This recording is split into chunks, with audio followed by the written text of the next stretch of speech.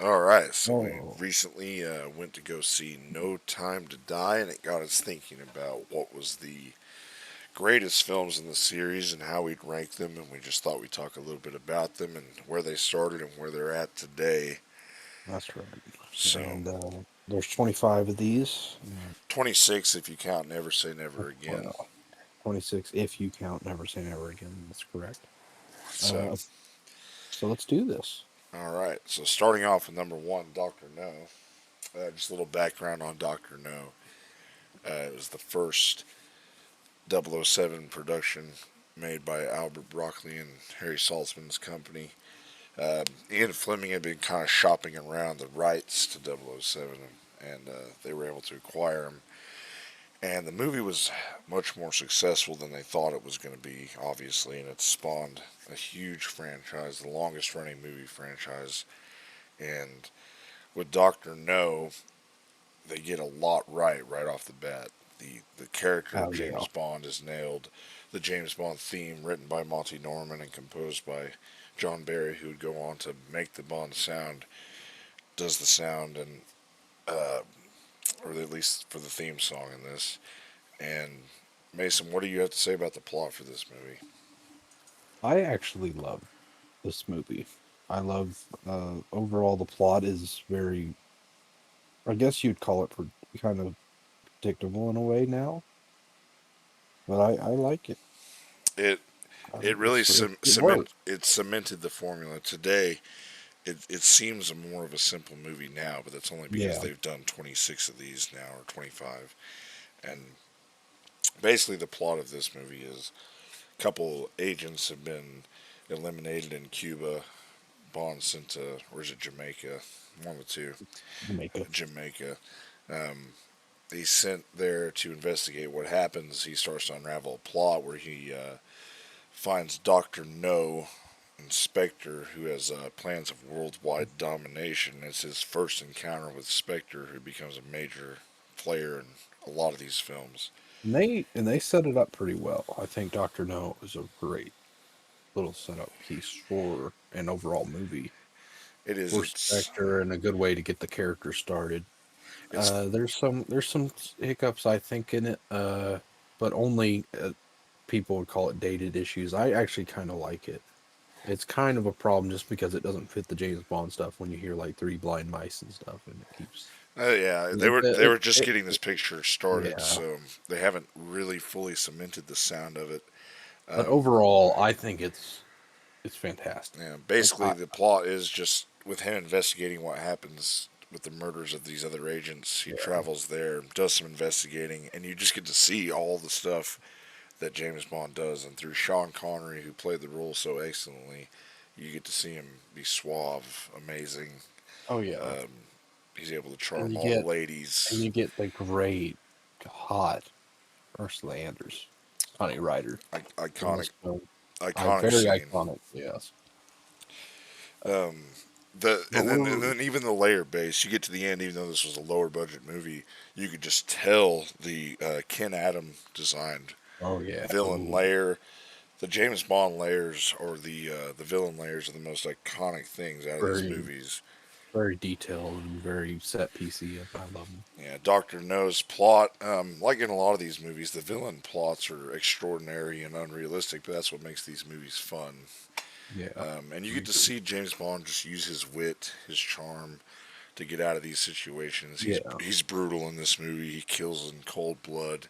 I guess he's the first hero for people where he just really kills in cold blood and isn't really a hero, but people view him as He's more so. of a he's more of a necessity that most people would view as a hero. He's essentially an assassin, you know. Yeah. But there's a lot to him. But if you had to rank Doctor No, I would give it an A. What would you give it? Oh yeah, I'd give it A tier. A tier. I love it so much. It's a perfect start. Not perfect, but it is. I could watch it over and over again if I had to. It's a good Yeah, movie. massively successful. So they quickly got started on the next film, which was From Russia with Love. I think From Russia with Love, plot wise, takes it up to the next level. I haven't Oh seen yeah. this film in quite a long time, but from what I remember, he's sent over to, was it Istanbul, if I'm not mistaken, to retrieve Yeah. a Soviet device called a Lecter. Once again, there's some Spectre involvement. In the beginning of the film, you're kind of surprised because you get to see James Bond being murdered. Well, it's actually a training scenario by Spectre. A mask is removed, but this movie kind of continues the. I guess we forgot to mention in Doctor No the excellent opening, which is the gun barrel sequence designed by Mari Spinder. They bring Yeah. that back for every film in the series. Well, this is the same. This is the one where he's sent to a system like a defection of the Tatiana Romanov, right, in Turkey. Yeah, This is okay. Yeah. so I believe it's this film where he. It's got that awesome scene where he goes in the hotel room and his theme song's playing and he just knows it's bugged, so he's checking out every single little Oh yeah. thing. Yeah. And He's like pulling out stuff. Yeah. yeah, he knows what's up. So this film's kind of, uh, like I said, it's just really engaging. It's, I feel like the plot is elevated. It's Oh, and the he's brutal in it. The train sequence with what's his name, Red Grant, oh where yeah. he fights on the train. That's an extremely brutal fight scene. Really surprising at the time. Really Plus exciting. just some of the best visuals in general.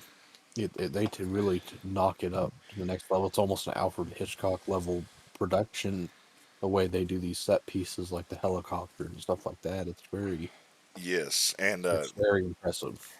John Barry comes in to do the score, and he introduces the classic Bond music. Starts to get really going in this Oh yeah, movie. yeah, He even introduces his James Bond theme, which is used in many films that is different from the James Bond theme that everybody knows. But I won't whistle it. But if you know it, you know it. They use yeah. it. They use it last in Moonraker. But really great score, great story. It's really if there was any James Bond movie that was a spy movie, it's this one. This is the most spy movie out of all And, the James Bond uh, movies. and I agree. And for Spy, I honestly will put it in S tier. I would This agree. is this is a top notch Bond movie. As S tier movie, absolutely. Next, quickly, next year also, highly successful from Russia with Love, huge hit. Yeah. So they got immediately started on the next film.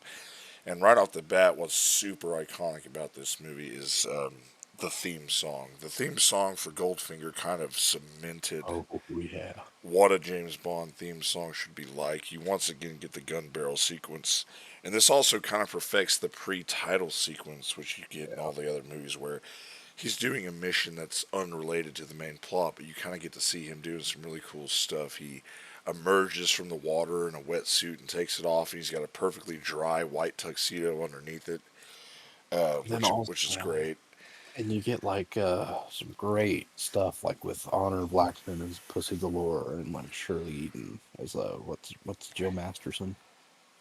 Yeah, Uh, and you get of course Harold Sakata as Odd Job, one of the most famous kind of yeah, Bond yeah. things. I would say yeah. This is also this is really the movie that the whole James Bond formula was perfected in this Yeah. movie, and every movie is kind of based off of this one. You get the henchman, you get the theme song, you get the just insane villain plot that's next level. And yeah, you get like people like that.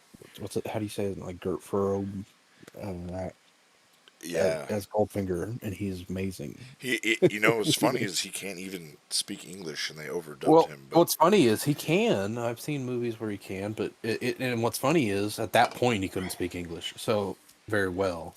But when you actually hear some of the dialogue in other movies, it's like they got a good sounding voice actor for yeah, him to overdub him. So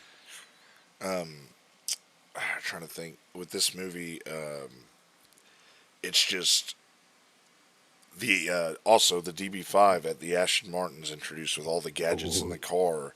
You get that Yeah. first car chase with that. You get the iconic scene where he's investigating Goldfinger at the hotel, and he sleeps with the woman, and the next morning he comes in and she's dead and covered in gold on the bed. Yes. Just a super iconic scene, legendary. Nobody saw that coming. You know, weird way to discover that. And then also just another iconic scene that's in the pop culture is the "Do you expect me to talk? No, I expect you to die" scene. Yeah. There's just so many great scenes in this movie, and the ending's great when he kills Goldfinger and he gets sucked out of the plane. And Oh yeah. just let's just talk about the plot because this movie deserves us talking about the plot. The plot for it's just absolutely insane. The plan is he's basically going to make it to where he's going to get all the gold out of Fort Knox. Or no, Yeah. wait, no, I'm mistaken. He's not You're, getting the gold out. yeah. He's making the gold. He's going to destroy the area around it, or to make He's it to gonna make where, it disappear, yeah, he's doesn't made it? so well. He's gonna make it to where his gold is the only gold that's valuable on the earth. So he's gonna become super rich. Is basically the plan. Yeah. It does slip my mind whether he was gonna destroy it, nuke the area. I don't know. Is this the first movie with Felix Leiter in it? I think it is. Yes, yes, So it that's is. also pretty iconic. Yes, it's Little. just this movie is just. Um. If you had to watch one to get a feel for it, if you've never seen them, this is the one for Yeah. sure. And I'd give it an S class. Oh, I give it an S class all the way. It's hard, and people are gonna think we're biased or something. We really love these movies, yes. So we kind of are, but this is what we really think about them. Yeah. So, uh, Next, next one. next one we got Thunderball, and what this one does is, at the time, this was just the most epic, incredible movie Yeah. made. It really takes it to I the next level. I I call this one throwing everything at the screen Yeah, when it comes to Bond, and some of it works and some of it doesn't. yeah. I think the It's not a misstep, definitely not a misstep in my opinion, but definitely has some parts where you're like, overall. in this film they resumed the Spectre storyline from Russia with Love, and they changed the aspect ratio. It looks a lot higher budget, and the plot in this one is pretty insane too. Is basically to kidnap, or not kidnap, to hijack some nuclear bombs. Yeah. So one really great scene in this movie is when the nuclear bombs are hijacked. They call all the double O's to MI6, and there's 12 of them. Yeah. One of the behind the scenes photos actually shows one of the double O's is a woman, but you don't actually get to see any of the double O's except for James Bond. He goes to But Jamaica, or where's this yeah, one? he Cuba. I can't remember so again on this one. Some, in a nutshell, it's pretty much Spectre and devising a plan to hold like NATO ransom for hijacking two atomic bombs, I yeah. believe. And obviously they're Uh, going to have to pay out, or they're going to use the nuclear bombs to yeah, kill millions of people. and this is and a lot of the stuff from Austin Powers would end up in stuff like this one, where Right. you got number two, and you just got all these stuff. Yeah, a lot of the parodies started to Yeah, really come from this one. And this one, you get to kind of see. Also, I think, did we mention Blofeld? Is he in From Russia with Love? I believe he is. is he just a little blimp in that? Yeah, I think in From Russia with Love and Thunderball, all you see of him is just him petting the white Yeah, cat. he's just that, or just like the him just sitting in a chair hovering. You don't see his face No, whatsoever you in these never see his films. face until a certain movie, which we'll get to. Yeah, Uh, so but yeah, basically, this movie's great. Thunderball's great, but it isn't perfect. It's not as good as Goldfinger, but it's it's got hugely Claudine epic. Auger.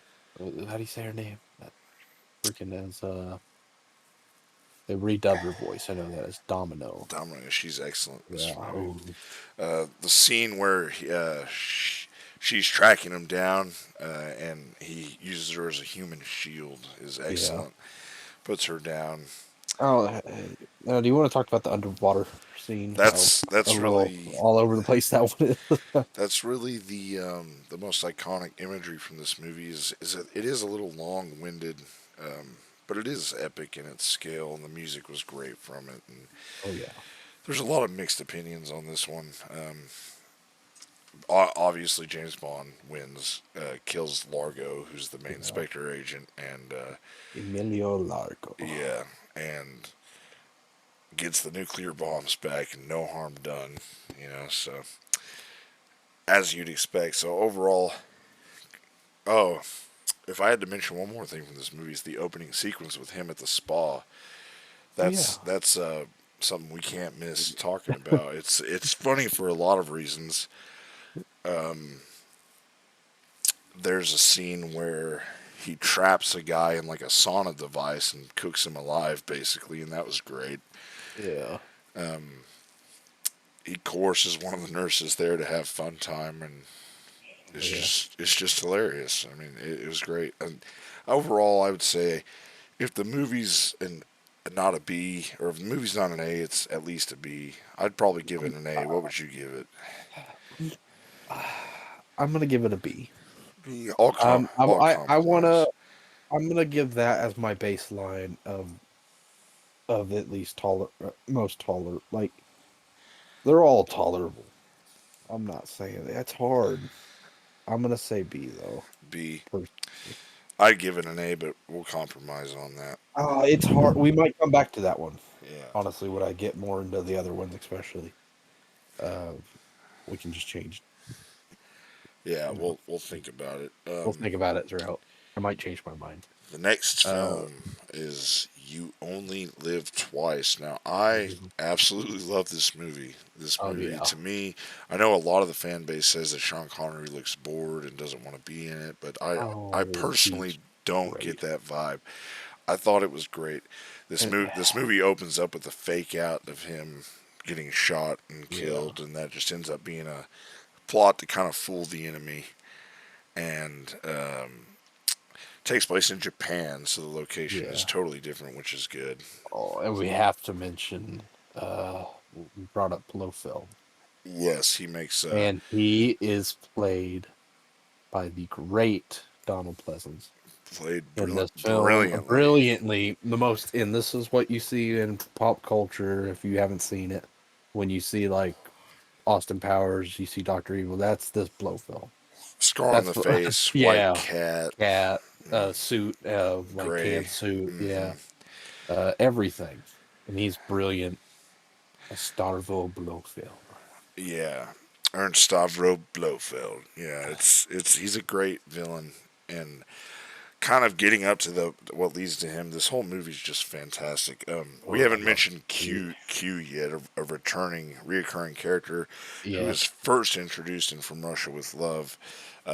Q, for an iconic scene in this movie, he brings that little plane that they assemble on the spot, and he goes and yeah. James Bond destroys all the Mhm. helicopters in the sky.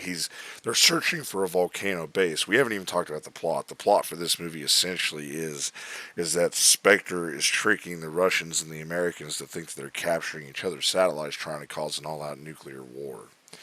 Oh, yes. So just that music that John Barry writes when they're capturing the satellites in space is amazing, and they're able to hide their or their satellite and rocket launching facility underneath a what appears to be a lake in a volcano, but Oh, it's and actually just a metal yeah, sheet. yeah. Metal Sheet. We should mention real quick that Q is played by the great Desmond Llewellyn. Yep, and he would go on to And star. he's in a lot of them. Yeah, Up to the world is what not is it? enough Ron Wolf. Yeah, dang. with Pierce Brosnan. And he plays most famous role I think of, but it's like he's in Chitty Chitty Bang Bang as Mr. Coogan's. Yeah, Uh, so he's just a great actor. Uh, Great as Q, the best in my opinion. one of the most. He's probably the most beloved actor for the whole series, aside Oh from the yeah, 007s themselves. yes. Him Um, and Moneypenny are up there. So. yeah. So the last thing to talk about with this film is just the finale is just fantastic. I mean, with all the ninjas Oh yeah, just just dropping in from and it's this giant set piece in this this, volcano that's like a giant. industrial factory in a way inside, and they're just all fighting, dropping in. It's amazing. Yes, Ken Adams' set design is just Yeah. unbelievable for this. Never seen anything in film quite like it at that point, and just for that sequence alone to end this movie, I give this an S tier. This was an amazing movie. I also give this an S tier. Let's find that and roll that up. You only live twice. There we go. So, how surprising is it that we're 5 movies in and all of them have been great and 3 of them have been masterpieces? I mean, Um, shows the strength of the series. let's try. This is the greatest franchise. Of course, we're 5 movies in. We haven't even talked about yet. We talked a little bit, but the mastery of Sean Connery in Oh, this role. Sean. Yeah, we okay. So yeah, Sean Connery, in my opinion, is James Bond. I think everybody else does an amazing job playing James Bond. Well, not. We'll get into not everybody. I think. Yeah, I Yeah. think Sean Connery is James Bond. I know you might have a different opinion on that, but Well, he does yeah, have everything. He's got the humor, he's got the charm, yeah, he's got the swagger, he's got the look. He invented the character as we know it. yeah. And nobody else will ever invent the character again. He did it, and he looks great, and he's really carried this series to this point now. On You Only Live Twice, he was having some disagreements with the producers, and he didn't want to continue in the role. He felt like he wasn't getting paid enough. He was tired of all the publicity.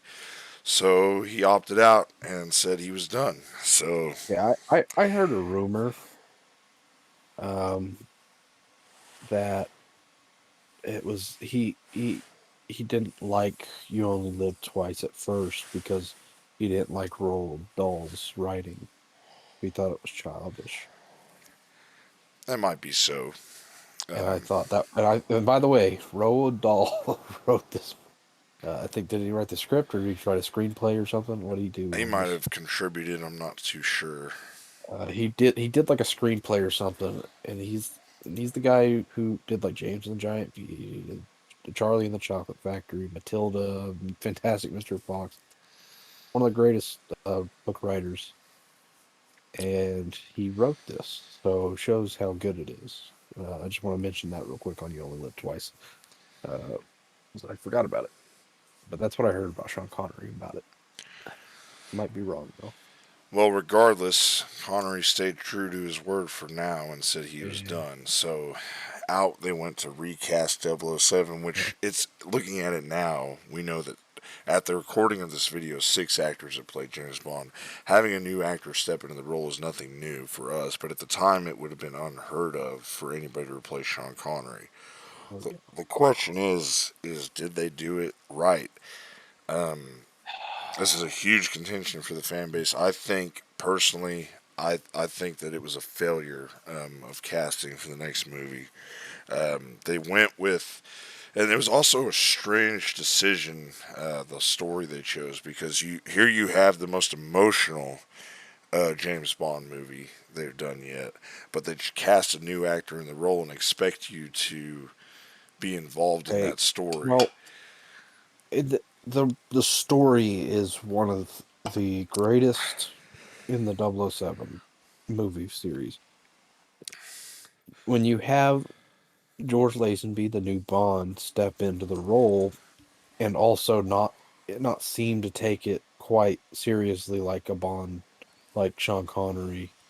I don't know about you. It just felt like, even that. I know that was probably done by the producers. That for initial remark, like that wouldn't happen to the other guy. That kind of stuff. The fourth wall The fourth breaking. wall, yeah, that kind of gets to you. But overall, it's like one of those things where it could have been so good if Sean Connery was there. It would have been perfect. Yeah. And it's just sad. It's one of those movies that you're like, man, if only, Yeah, if well, only. let's talk about this movie a bit more. So, Yeah. obviously, George Lazenby got the part because he lied to the producers that he was an actor and said he'd Well, star. also, he looks like the part. He looks good. I guess He so. he could be Bond if you really look at him. If you didn't see him act, or try to be Bond, or try to be. Bond. I guess so. Uh, Maybe my perception of him is different just because I hate his acting in the movie. But well, it's bad. yeah, He's not good at it. Which sucks because there's like Diana Rigg is great in it. Um, Kelly Savalas. Ooh, I guess let's talk about this movie. yeah, So it starts out with a woman trying to cast herself out to sea and commit suicide, and he sees it. There's some thugs that are there as well. He beats them up. She runs off. yeah, He chases her down, and he kind of gets in this intricate plot with, I believe, she's a daughter of a criminal, if I'm not mistaken, some crime boss that points Bond the woman, uh, the count, Tracy. Tracy, yeah, Yeah, because her yeah, father points him in the direction of Blofeld with the promise that 007 pursues his daughter as a, like, basically to be his wife, which is yeah. odd. Even at the time, I think that was an odd choice to, for a. I don't mind that though. I I don't. like It's interesting. It's just it's strange to say the least, and the it's just plot. there's a lot of weird stuff in this movie. There's like people being brainwashed. There's like bacterial warfare going on. There's some weird stuff in this Right. movie. So back to Spectre. So even though he met the issue with the continuity in this movie is even though he met Ernst Stavro Blofeld in the last movie, he meets him again for the first time in this movie, and he doesn't recognize James Bond, and that's not because the actor's different. They didn't reboot it. Yeah, This is very clearly supposed to be the same character continuing from Sean Connery, just recast. yeah.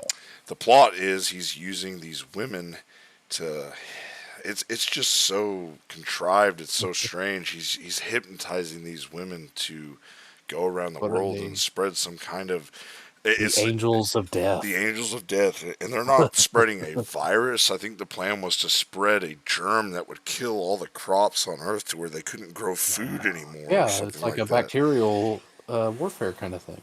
It's weird. Yeah, It's, and Ernst Stavro Blofeld recast as well, now played by the great Telly it's Savalas, about who he's a more intimidating presence. yeah. I wouldn't say he's as good in the role, but he He's does. not as good. He's more. He really is kind of like Lex Luthor in the Superman animated series. He's very stern. He's very serious in the part. Uh, but it's overall. I think he works for the movie's sake and what they're trying to do. Um, yeah. I do like this movie. I just Bond does get married in it, and at the yeah. end, Blofeld does a drive-by, shoots his wife square in the forehead, and the movie ends. Is very odd movie. I personally, I would You know give what? I would give I it a D, but what would you give it? I, I do want to move my Thunderball up to an A after Okay, talking about this. yeah, I'm giving it in scale. I would personally, I, I think it's a really good movie, but it but George Lazenby. No offense to George Lazenby, he just not good Bond. no. He So really brings it down. I would put it in like C or D. So I'll go with your D. yeah, let's just Uh, give this one a D. it sucks though because the story is so good. I'd recommend it to any Bond fan. Honestly, If still, if you're a hardcore Bond fan, watch it. I say even if you just like good, if you just want to, you could even watch this at a one-off if you really want. And even a lot of the emotional stakes in this movie are kind of carried forward into the last Daniel Craig movie a little bit. They Yeah, kind of reference it. So, yeah, and we'll get to that. So, all right. So, next movie, who's James Bond now? Well, we're back to Sean Connery. He decides to come back to the role with the deal that he made, saying that he was going to get paid a lot of money and he was going and to be able to make a few pictures with, I believe it was MGM or whoever they were yeah, partner is he with. on production? Wasn't Maybe it?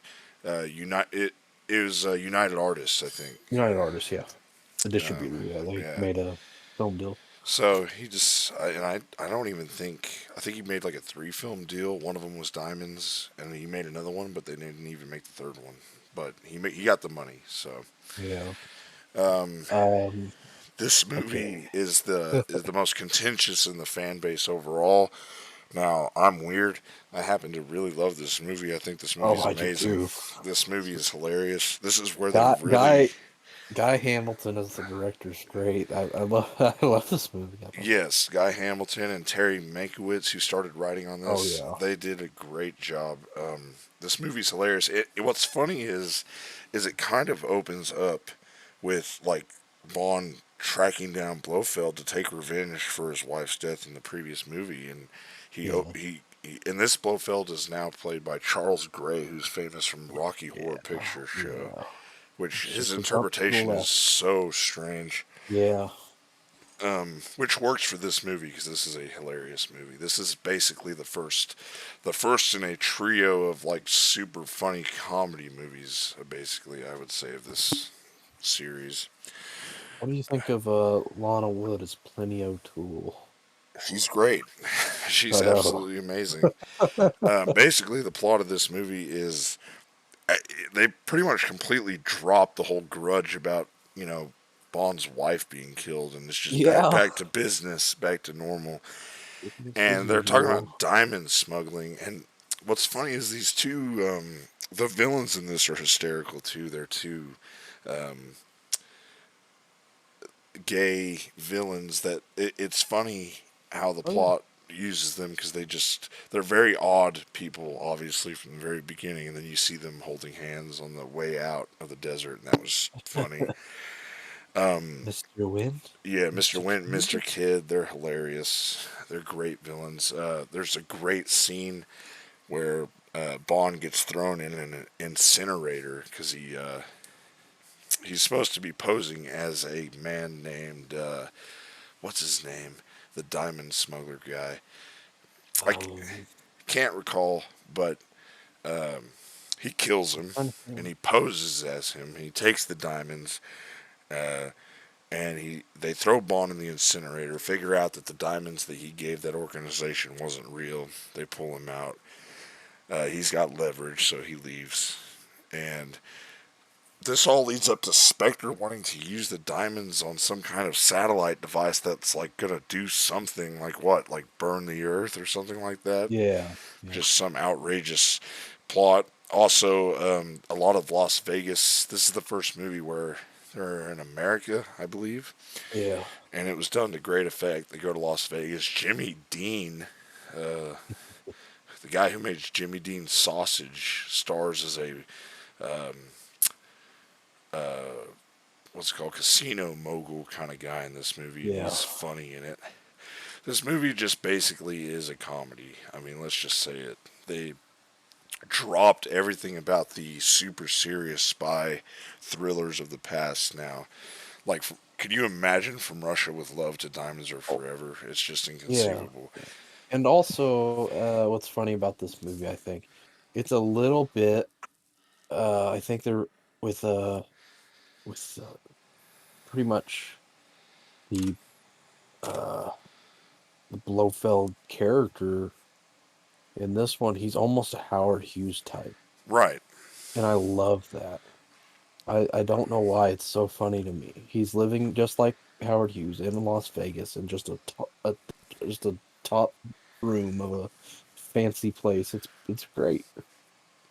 Yeah, and what's funny about that is Jimmy Dean was actually friends with Howard Hughes, so he was worried Yeah. about how if Howard Hughes was going to be upset with him after the movie, which was Which yeah. I don't think anything happened, but overall, this movie's great. It's hilarious. It's fun. It's exciting. It's got some It's really probably like weird stuff in it. it's Willard White is Jimmy Dean's name in this movie, I Right. think. That's correct. Willard Uh, White. Willard White. I would give this movie an A. This is a I great give movie. this an A. Yeah, I agree. So Bond says, "I am," or not Bond, or I guess yeah, Bond. Sean Connery says, "Okay, now I'm done. Yeah. I'm Yeah, never." I'm done. now. I Thank you for am, the movie deal. yeah, never doing this again. He's tired of the role. He doesn't want to do it anymore. So now they're left in a conundrum. The last time they did this, it didn't work out very well for him. So Well, continuing the series, they would need almost a saint to come in. yeah, they would need a To fix saint, this. an angel, um, and they got Roger Moore to do his interpretation. And the director and the writers carry over from Diamonds to Live and Let Die. Well, yeah, in this movie, you get Guy Hamilton directing. You get Tom Mankiewicz writing again. You get Roger Moore as Bond. You get freaking George Martin music production from the Beatles, and you get Paul McCartney doing the theme song. Yeah, this This movie, movie goes all out as yeah, trying to be a James Bond movie. It's for the next kind of phase, and I love it. yeah, it was. People were wondering could they pull it off, and they absolutely did. Roger Moore is excellent in the role. He put his own stamp on the character. A lot of people today, including myself, consider him the best Bond. A lot consider him the worst Bond because they don't like the comedic elements, which, They me, work in so many movies. Work. yes. He does an excellent job. So I guess, like you already said, it starts out Paul McCartney's excellent and famous theme song, "Live and Let Die," possibly the best James Bond theme song they've ever done. And also George Martin does. John Barry was unavailable for this movie, so George Martin comes in and delivers one of the best scores in the entire series for this movie. Is excellent. The Yeah. plot of this movie is so much scaled down from Well, Spectre and all that. it starts off with the death of three MI6 agents Right. under just mysterious circumstances or So something. so somewhat like Doctor No, Yeah. he's sent to oh gosh, there's a couple different locations. Doctor King Kinganga Kananga. Nanga. It takes place on He's a fictional island, San Monique, yeah. and it takes place in New York City, so you get to see a different. Uh, This and New Orleans. Yep, New Orleans. So great locations. The plot of this movie is much involving black exploitation movies of the time. It was a lot of Bond movies use a lot of the movies around that time as a template. Black exploitation was big around this time. And it really works, I It think. works really well. Um, I know it starts off with I know Bond goes to Harlem. Also, let's talk about how the Uh, way they introduced Lazenby was like it was it mysterious, was and he was lighting his yeah, cigarette, and he was being all this, and that. Roger Moore just wakes up in bed and he's tired, yeah, and it's just like it's like he's always been Bond, and that's kind of yeah, how Roger Moore he was able to do it is because it's yeah. so He slipped into natural the role for him. instead of trying to be the role. Instead of Right. So trying, he was trying to be his own thing instead of it's just one of those yeah, things. and instead of smoking cigarettes, he smoked a Yeah, cigar. Instead of using the Walther PPK in his first appearance, he wanted to use a big revolver.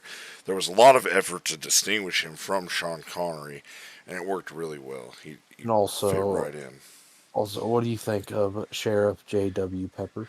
Sheriff J.W. Pepper is one of the greatest He characters in the is series. he is an American hero. He Him is. and Felix Leiter should be up there together as American Not heroes. many characters can say they've been in multiple movies, but we'll talk about that Yeah, soon. yeah, we'll get there. Ultimately, Jane Seymour too is one of the best Bond Oh ladies in the yeah. series Yeah. for many different reasons. Solitaire. Yes. Let's talk about how when Roger Moore gets off the plane, he's wearing that black trench coat, not trench coat, but like a raincoat. He just looks so good in the role. Oh yeah. Everything's effortless for him. He's pretty much born to play this role, Well, he let's give it. Let's be fair. He played the Saint for a long time which on was TV, a semi rip-off of which James was a Bond. semi ripoff of James Bond. So he knew how to do. I know it was quite a bit different, but he still knew how to do the spy thing. He knew how to do some of that kind of acting. So he kind of was able to. kind of not take from Sean Connery, but also do his own thing and also slip in like nothing ever changed. Right. And they pulled it off immediately.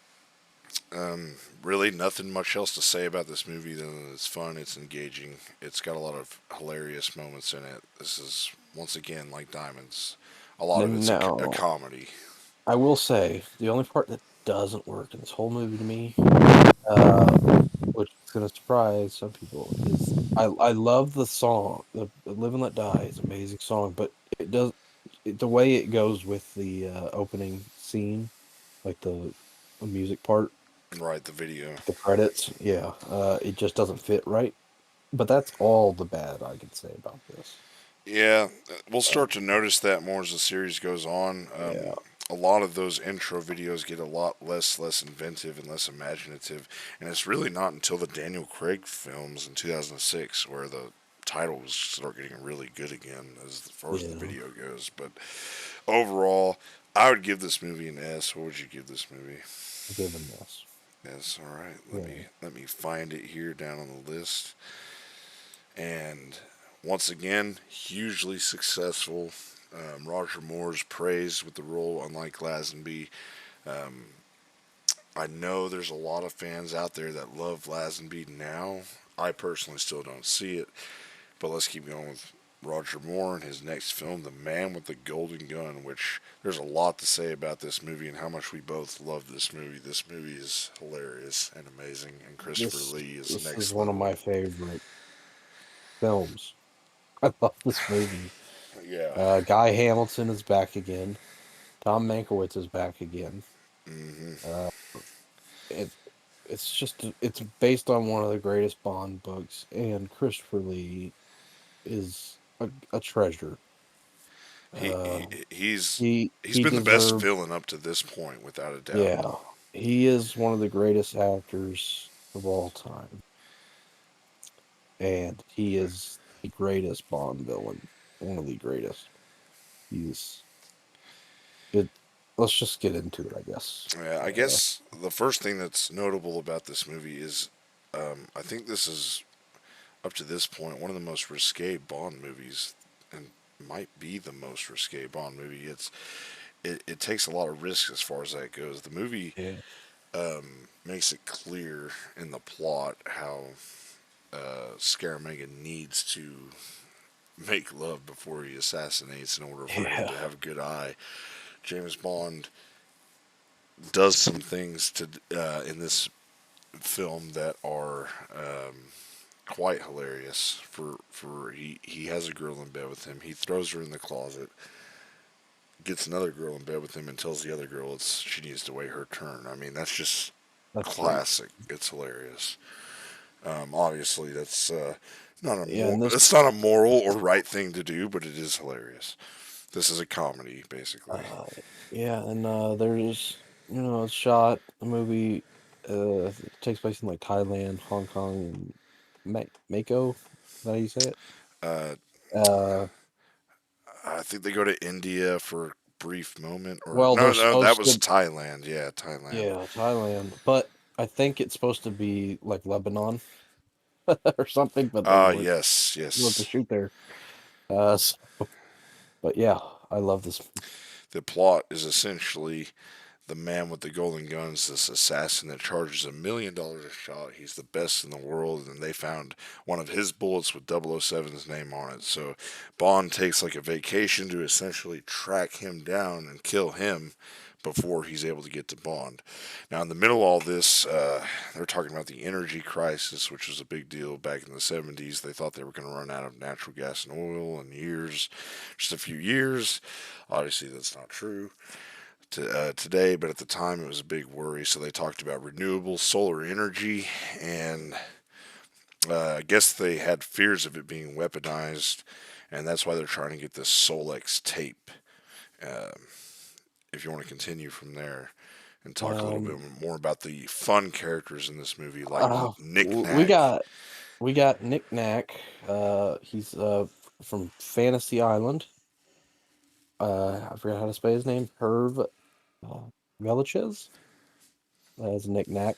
He's a little dwarf.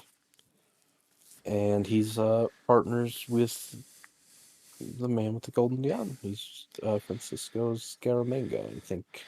It's like his little manservant is what Yeah, it it's his little is. manservant, but he's a little he's he's a little he's sometimes a little badass sometimes. But the and then also Britt Eklund as Mary Goodnight. So you got the sexy Brit, Swedish Britt Eklund, and she plays a character named Mary Goodnight. Come on, a Yeah, dream. It's literally a dream. I It's guess. literally And Peter Sellers' ex-wife. Come on. gosh, what's the other girl's name who makes an appearance as the lead in Octopussy again? Um, You got Maud Adams. Maud Adams. Yeah, she plays Scaramanga's mistress in this Yeah, movie. She does an excellent Andrea job. Anders, right? Um, Uh, Andrew Anders. but I think that's her name. I guess there's really nothing else to say about this movie than the ending. Besides, it let's just it ends with a freaking pistol duel. Yeah, it's quite It ends with a hilarious. maze. There's a lot of stuff happening, and And and Christopher Lee called the gun he used in this film the worst prop he's ever used in his life. yeah, he had Uh, a lot of trouble assembling it and disassembling it. But essentially, he has a mannequin of James Bond because he always thought about yeah. killing him. So James Bond just poses as the Well, mannequin, and then what to be fair, what would the most dangerous assassin think of? The other most dangerous assassin. Yeah. it's great. His mission statement is he just wants to have one masterpiece in his life, and Yeah. that's 007 versus the Man with the Golden Gun. Great movie, hilarious movie. These all three of those movies, Diamonds, Live and Let Die, and Man with the Golden Gun, are top notch, hilarious. Um, all right, going on to the next film now. So around this time, the relationship between the Oh, did producers. we do the ranking of that? Oh, Right? I would give it an S, but I give it an S too. yeah, I Yeah. think that Okay. goes without saying. Okay.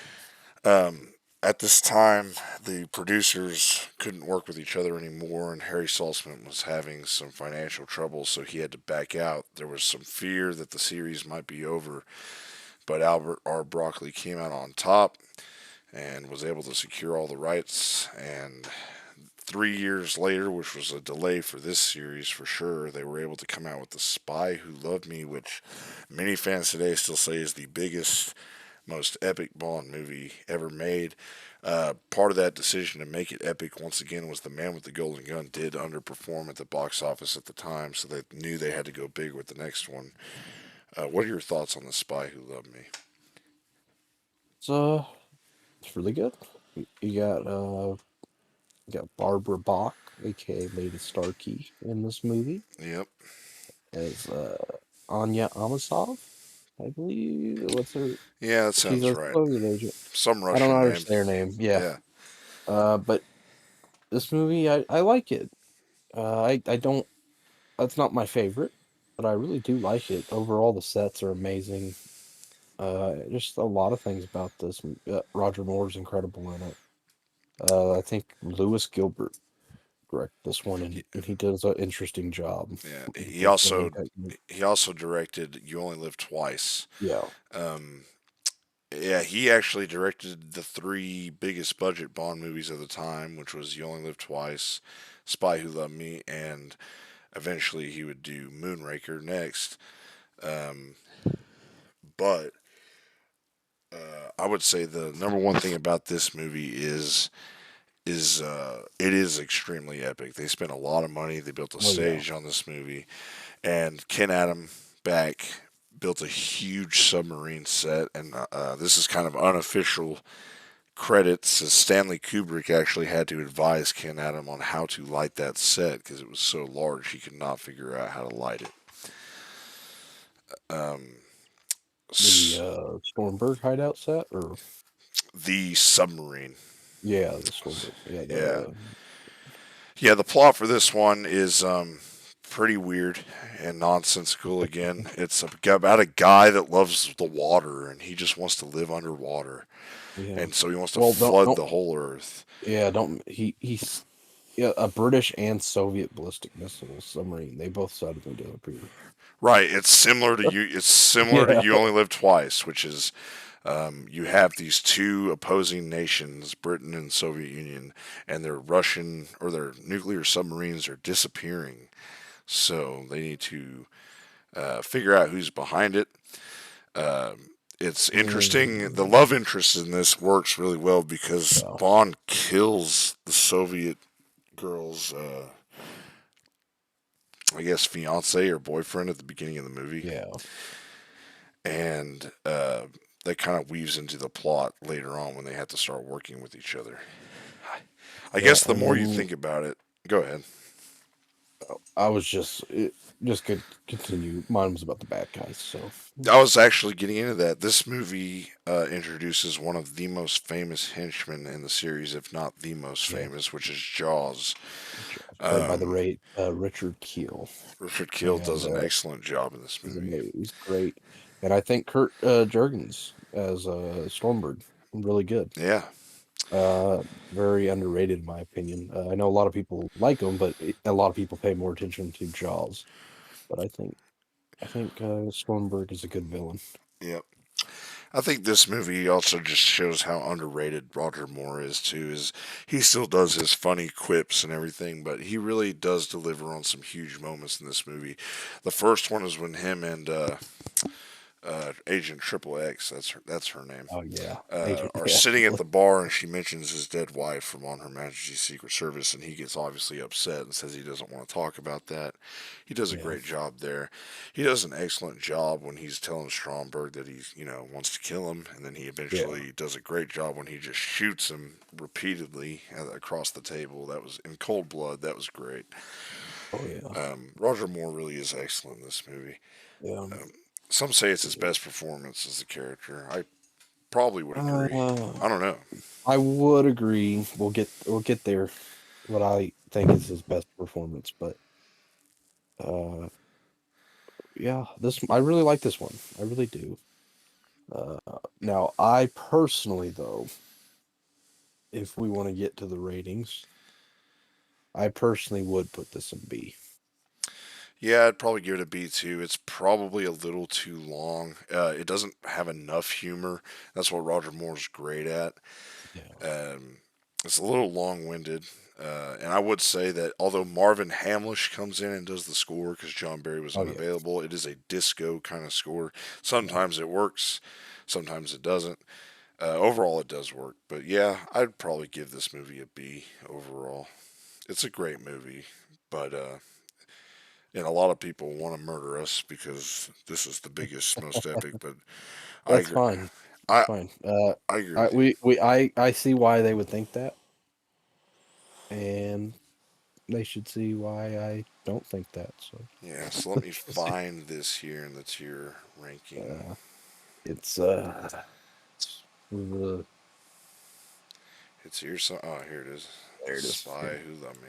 I Bam. have to really look. Uh, So we go to the fourth Roger Moore movie, and they thought, okay, the last movie was epic and it was highly successful and brought the series back to major prominence. What do? We got to make it even bigger and better. So here we comes gotta, Moonraker. yeah, we gotta copy stuff too. James Bond goes to outer space. Absolutely insane thought. And It's what's hilarious is if you listen to the producer Albert Broccoli, he says we go by science fact, not science fiction, which is hilarious because this yeah. is outrageously This is stupid. an outrageous movie. I don't know why you would ever say that. You know, Uh, Jaws is back. He was a henchman from the last movie who survived. They brought him back because he was so popular with the kids at the time. The kids were and writing a lot of fan mail saying they want Jaws back as a good guy because they liked him so much. So they yeah. got their wish. He becomes a good guy. And also, weirdly, this movie, I think at the time, it was the most expensive one because they were doing a lot of space. They were doing a lot of effects. Yes, It was like 35 million. Uh, I can't remember, but uh, can't I remember. know it's made a lot of money though. Yes, it It was made like over $200 million. at the time that was At the insane. time, that's a lot. Yeah. So yeah, it was a big deal. it was riding off the coattails of Star Wars and Star Trek and stuff Yeah, like it's that. funny But at the end of The Spy Who Loved Me, it says James Bond will return in For Your Eyes Only. But then yep. after Star Wars came out, they're like, oh my god, we got to make Oh wait, Moonraker. for my eyes only, I'm only seeing Moonraker. Yeah, Yeah, so the plot of this movie is hilariously similar to The Spy Who Loved Me and You Only yeah, Live Twice, and that's these what do they call them? Shuttles, space shuttles, are being yeah. kidnapped by In midair, man. by this guy who wants the whole world not to be underwater, but to be living in outer space. So Oh, it's real quick, we have to mention the Bond girl. oh, I was gonna say I am of the opinion that Lois Child is the worst actress to ever play in the Hey, series. I, I see what you're saying, but she plays Dr. Holly Goodhead. Dr. Holly Goodhead, that's That right. is genius. This movie is great. Think of that as you will.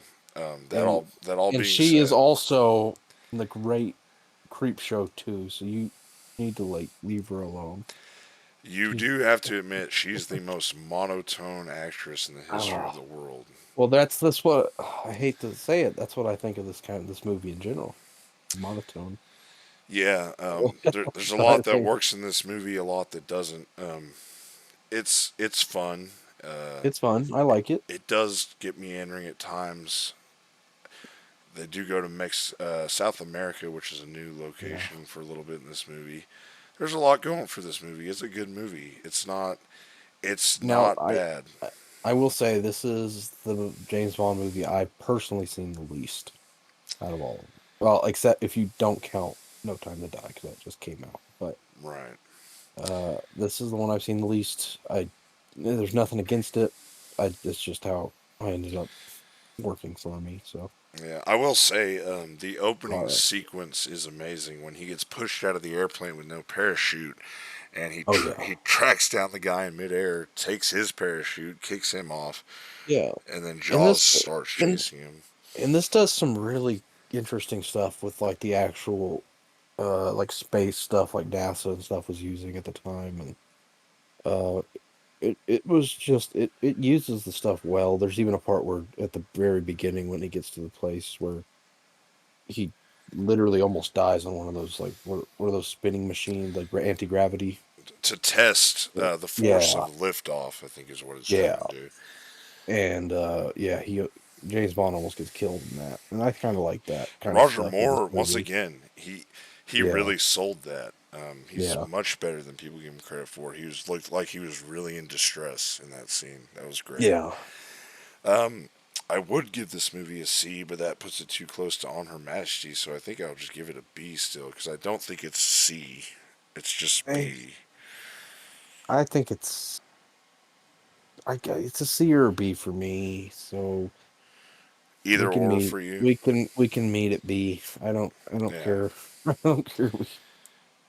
Next film, they thought, okay, these movies are getting way Oh. too expensive, and this movie was absolutely ridiculous and insane. James Bond in space, shooting lasers everywhere, is taking it to the whole next level. So they thought, let's tone it down for your eyes only. Finally, fulfilling the promise of The Spy Who Loved Me with For Your Eyes Only. Yes. And I You love this movie, absolutely don't you? I love this freaking movie so much. I Yeah, love it's my favorite theme song. It's I love it. I love I the whole guess. thing. Like now I have some problems with the way like how it feels like it's very the way it paces itself, it feels very long. It feels like it has a couple of parts where it could have ended. Yeah, Um, and especially by the time they're like scuba diving and stuff, you're like, really? We're still doing this? We're still doing yeah. I guess the first thing to mention about this movie, like I said, it's they decided let's tone down the budget big time. Yeah. Let's make it a lot more realistic. A lot of fans have said that this is kind of the closest spy movie to like From Russia with Love Yeah. since From Russia with Love, which a lot of fans love about that. So I can see that. Roger We got Moore comes back. He actually teased not coming back. yeah. He was only contracted for four, but he did three more to serve in seven films, and he actually was on a film by film per basis uh, contract, and he teased him up to the end on the next three movies. Everybody thought it was going to be someone different, but Roger Moore kept it going until 1985. And we music wise, we get Bill Conti in this one. He did a Rocky in the Karate Kid movies. Yes, I'm Really actually that's good. actually one of the points of contention for me. Where I thought, Really? yeah, I thought George Martin and Marvin Hamlish in previous films when they were filling in for John Barry did quite excellent. I do think For Your Eyes Only up to this point, except with the exception of Doctor No, is possibly the weakest score they've done I yet. will say sometimes it does go and the song is so good that I feel like they do rely on it Yes, sometimes where it's just like dun, dun, dun, dun, yeah, I know dun, what you're dun. talking about. Yeah, Oh, it just does that a lot. I It does. guess we should mention also the beginning of this film. Blofeld makes an appearance, and the first time Spectre is shown in the Roger Moore movies. This scene we talked about For Your Eyes Only being very serious. Yeah. This opening scene is not that. This opening scene is ridiculous and it's amazing. Uh, It's he amazing. uses a helicopter, the landing pad, to lift him up out of his wheelchair and drop him down a smokestack, and Blofeld is begging Bond for his Yeah, life. he's even gonna make him a delicatessen. Yeah, he's gonna make wrapped in stainless steel, whatever Ew, that yeah. means. And that's the Mr. last time Bond. you can assume that that's the last time. That's the end of Spectre in the original Yeah. series. He killed Blofeld right then and there. Spectre's gone forever in the original Yeah, series.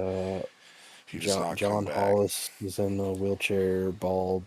Just It's it's just silly. it's It's so hilarious. silly, but it's he's just like Mr. Bond. Yes, it's Yeah, just I insane. think it's like Oh, another voice actor, but it's funny. also a callback, and this is by director John Glenn to On Her Yeah, Majesty's again. Is he's at the wife of his, or at the grave of his wife when he's called to go, yeah. and he's ambushed And by Spectre. I love that scene though when Yes. he's going to the helicopter and the priest does the whole like cross thing, like pretty much like see he's blessing him to die because he knows what's about to happen, Right. and I love that. I love that. Yeah, he was involved. Yeah, It's great.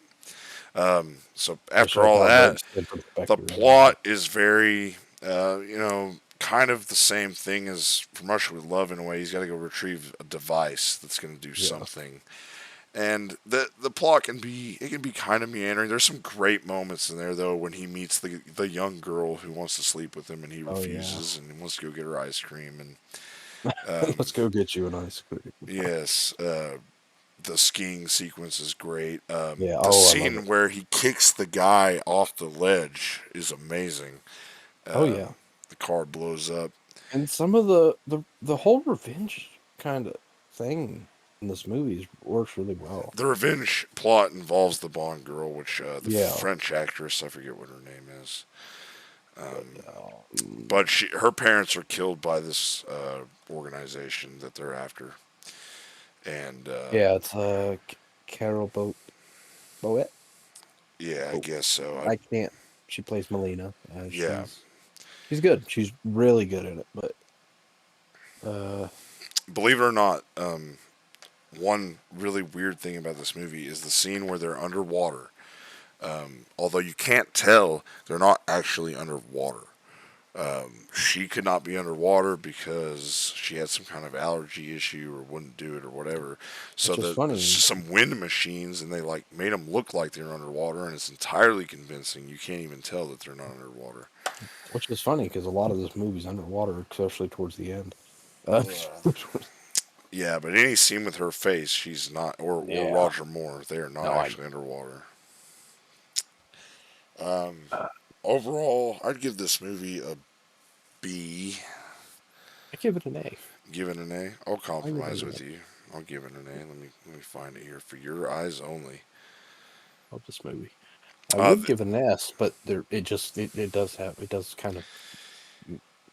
does it, kind of just if steady on if because if John Barry scored this movie, it might be an S. But yeah, I like Bill Conti's little thing, but Oh well, agree to disagree. Let's Yeah, move on. yeah. Moving on. Once again, Roger Moore says he's done. He fakes him out Oh, to the end, just trying to get more money. He's back for he's Octopussy, which back.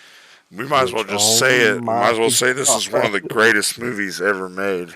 this is. I'm gonna just say it now. It's S tier. Yeah, it's S tier. I love this movie. It's so insane, It and I love brings it. the It the go it has some of the greatest little espionage scenes mixed with just pure on people just wanting to kill Bond. It's crazy. I this love this this movie's movie. insane. Let's talk about what happens. So, in the opening sequence is thrilling. Funny where we're coming from, Oklahoma. They had at the time they had these little planes, Yeah. and they got one of these little planes from Oklahoma and used it for the opening sequence to great effect, where he infiltrates a South American kind of communist base and poses as a general named Toro, and he gets caught, gets and able to get in that plane, blows up the facility in spectacular fashion, and then goes to get gas at the local gas station once his plane runs out. It's hilarious. It's fantastic. Yeah, it's one of the greatest opening scenes. So the plot is a little stupid and convoluted, Wait, but do we want to wait say what he his one liner to Bianca at the beginning? oh, General Toro, he's full of bull. Yeah. Yeah, that's What he's like, fantastic. Dora, eh? Sounds like a load of bull. Yeah, I Yeah, love that. that was great. Genius. You could tell Roger Moore was having a lot of fun in Yeah, this movie, yeah. which is great because he's great. He really is great. And this is the one we were referring to with Maud Adams coming back as a different character, which is Octopussy, Right. and So she is a jewel smuggler. the plot for this is just incredibly stupid and convoluted. It involves a an egg that has some kind of, I don't even know what the egg does, but I can't remember what it does. But a Russian general wants to invade all of Europe, and if he can somehow make it look like the Americans started it, he can Yeah. invade them. Um, and how he plans to do that is he's going to blow up an American military base in Germany with a nuclear bomb, which is the stakes are pretty high in this one, even though the movie's absolutely ridiculous. The movie takes him to India, where Oh he yeah, which has some of the best scenes, I think. I love the stuff in India. I love like New Delhi as a location. yeah That's when he arrives and his contact plays the 007 theme on that Indian flute, that was great. oh And he yeah, just turns around because he knows that's his theme. That's yeah, how ridiculous this movie is. yeah, It's great. yeah. He knows. The chase sequence, even though it look on paper it's so pedestrian, he gets in one of those little taxi carts. It's Yeah, just so much fun, and he fights with a sword, and you get to see a bunch of just fun Indian kind of cultural stereotypes at play that aren't 100% realistic, but they are funny. fun for the movie. It Uh, worked for the movie. Actually, they do a little bit of that, Temple of Doom stuff to where Yeah. the food is kind of freaking him out. This movie was actually made before Temple of Doom, so I don't know if Spielberg got the idea from this movie, but Yeah. this was made a year before Temple of Doom came out. But pretty much, oc- there's an octopus cult in this movie. I think it's kind of like It's Octopussy leads a bunch of lost young girls and gives them a yeah. purpose. And I guess that purpose involves managing a circus, They which kind of manage a circus. Sometimes when they're actually in the palace and stuff, it looks a little more than a circus. I guess they're also diamond But they're thieves or also something. diamond thieves. They're jewel smugglers and they're business women. So it's very weird. Yeah, But it um, has a great ending. It has like just the scene where Bond gets all of his wheels shut off his car and then attaches onto the train rails is just oh yeah. hilarious. This is a great movie. There's nothing else we can say. Just go watch it. It's great. Yeah, just go watch it. I don't want to completely If spoil it for anybody you. doesn't like this movie, I'm sorry, but you're a moron. This movie's amazing. I'm gonna call you Mora, but you definitely need to get some I medical help. yeah, you may have some kind of mental illness. Yeah. This movie is amazing. Um, Moving on. Oh, we're getting a phone call from our other podcaster, Kevin. I'm doing the podcast. What's up?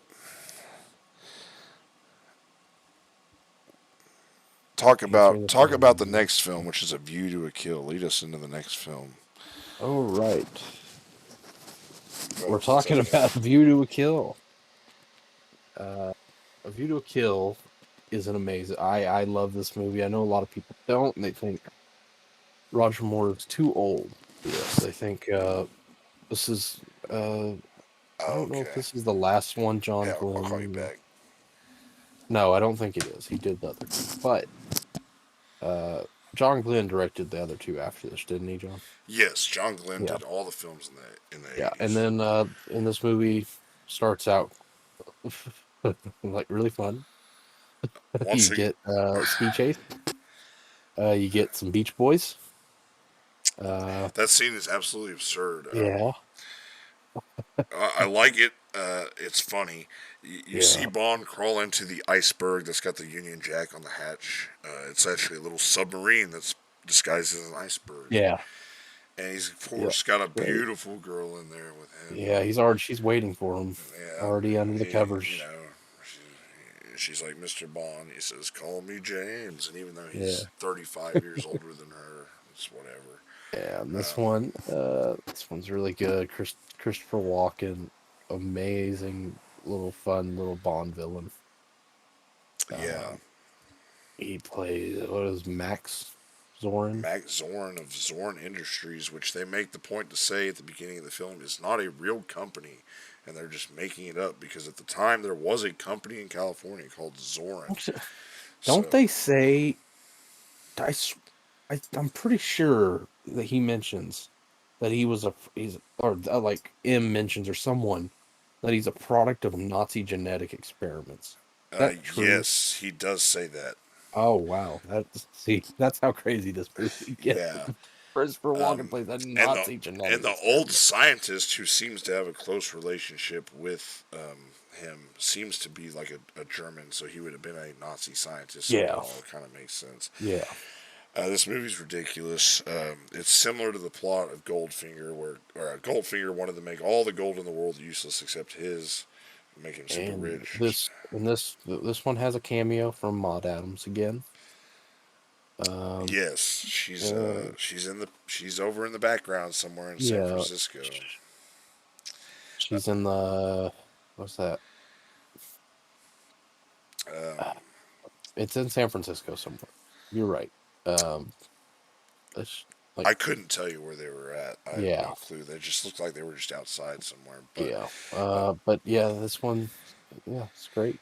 Tanya instead Roberts. of gold, it's got microchips. He wants to Yeah, destroy all of microchip, Silicon Valley in order to get a monopoly on the world's which microchips. which we'll get into microchips later on because we James Bond had a little microchip uh, obsession for a couple movies. Yeah, but essentially, this is a good movie. It's not great. It's not Octopussy level, but it's very good. No, Uh, I guess this movie's once again just all over the place and just fun. He goes yeah, to France, I believe, to yeah. go to a He goes to Paris. it's not Paris. It's some countryside place in France. Zorn's like mansion where he runs like Oh yeah, horse racing competition stuff, and he poses with the guy from the Avengers, the 1960 show, Patrick McNee, yeah, yeah, and he poses as a man named St. John Smythe, yeah, which James Bond doesn't usually take an alias, but he does, and he treats Patrick McNee like crap, basically yeah, as a servant. It's funny to watch because they're friends in real life, yeah. and Hurry up, Jeeves. Hurry up. yeah, there's a great sequence near the beginning where he tries to track down Grace Jones on the Eiffel Tower, and she Yeah, parachutes off, and James Bond's chasing her, and he gets half of his car knocked off, and He lands on someone's wedding cake and ruins their on the boat wedding, and So just so Grace Jones in this movie, and she's pretty good in it. yeah, she's really weird. She's in Vamp and she's in Conan the Destroyer. She's in some weird stuff, and she plays Mayday. Um, I- that's not much else to Yeah, say. Christopher Walken's love interest, they're really strange Yeah, together. It works. It essentially all boils down to not much to say about just the plot. I mean, he gets involved in trying to track down Zoran. Um, has another chase sequence where he's chased by the police, which we haven't mentioned in all these movies. He gets chased by the police a lot, James Bond does. yeah, And he's and able to avoid them without injuring or killing any of and, them. and we should say also, Tanya Roberts does a great job as Stacy Sutton in this movie, and rest in peace to her. Yes, she She was great in it. Uh, she's really hot in it, she I was think. great. And Uh, it's great how when she goes to the construction site and they have to dress up and pose as construction workers, they had an outfit that would fit a woman when there was no other women there. yeah, yeah, So it's great. it's a It works. very, It's very, beautiful. very convenient, great storytelling. This movie overall, I guess you could say the plot's pedestrian, but of course Roger Moore, as always, brings his A game. Christopher Walken is absolutely insane in the role. Yeah, It's fun. It's weird. I'd probably give it at least a B, if not an A. I give it a B, Yeah, and my reason is it's almost an A, but it is so strange. yeah, Where it's just so it has some parts that just fall apart for me, but overall I enjoy it. So it's a B. It's perfect. It's not perfect, but it's quality. yeah. It's great. Okay, let's get to This is going to be The Living Daylights with Timothy Dalton. So Bond, Roger Moore finally retired from the role. And it's one of those things where you're kind of looking around saying, how do you replace Roger Moore? yeah, And they actually got Pierce Brosnan signed on to replace Roger Moore, but due to news leaking out that he was going to be 007, NBC signed him on for another season at Remington Steele, and Albert R. Broccoli, for some reason, had to stick up his butt about it. He would not let James Bond actor play anything else on TV that's anything like James Bond, so he was not going to be James Bond. So they've been actually looking at Timothy Dalton since On Her Majesty's Secret yeah. Service, and he agreed to do it. Timothy Dalton brings the role back to the core of the books. He's vicious, he's a killer, he's serious, he's not. There is some carryover jokes from the Roger Moore movies, but I'd say overall he's a lot more serious of a Bond, and he's a great Bond. Oh, he's fantastic. He's one of my favorite. I wish he would have done more. Yeah, Now, I will say, The Living Daylights is a pretty predictable Bond film. It is a stereotypical Bond film, in my opinion. you It know is full KGB. It is full. this It it this is it's just probably the most spy movie. it It might is. be even more spy movie than From Russia with Love was a spy movie. Yeah, and it's got It's got what's her name, Mary Dabo. yeah, How to say her name? As Kara. she's beautiful. She's She's a not the beautiful. most entertaining Bond girl. No, but she's really good. Like I love her like little thing, like a little assassin plot, little slash KGB thing. Yeah, I like it. I just think this movie is stereotypical Bond, and I enjoy it. You get a lot of stuff with a lot of great moments with, like Felix in this one, which leads up to the next movie too. So I don't think Felix is in this one. This one he teams up with the Taliban, which is funny to think about now. But Felix is featured a lot in the next film.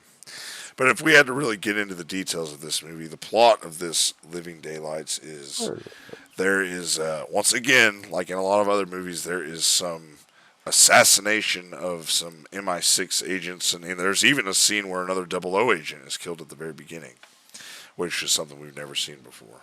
yeah, And kind of transitions into Bond is sent to go assassinate a Russian sniper who they know is going to be there to kill a. It's very intricate. It's a one of the Russian generals is betraying the Soviet Union and is trying to leave to go to England to provide them with information and all that. So he's sent to kill her, to kill the sniper. Turns out to be the girl. He didn't kill her. He doesn't want to kill women.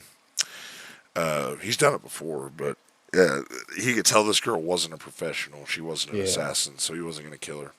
Oh, and real quick, I do remember uh, Felix Leiter is in this movie. He played by what's his name? John Yes, Terry you are absolutely instead right. of David Hiddison.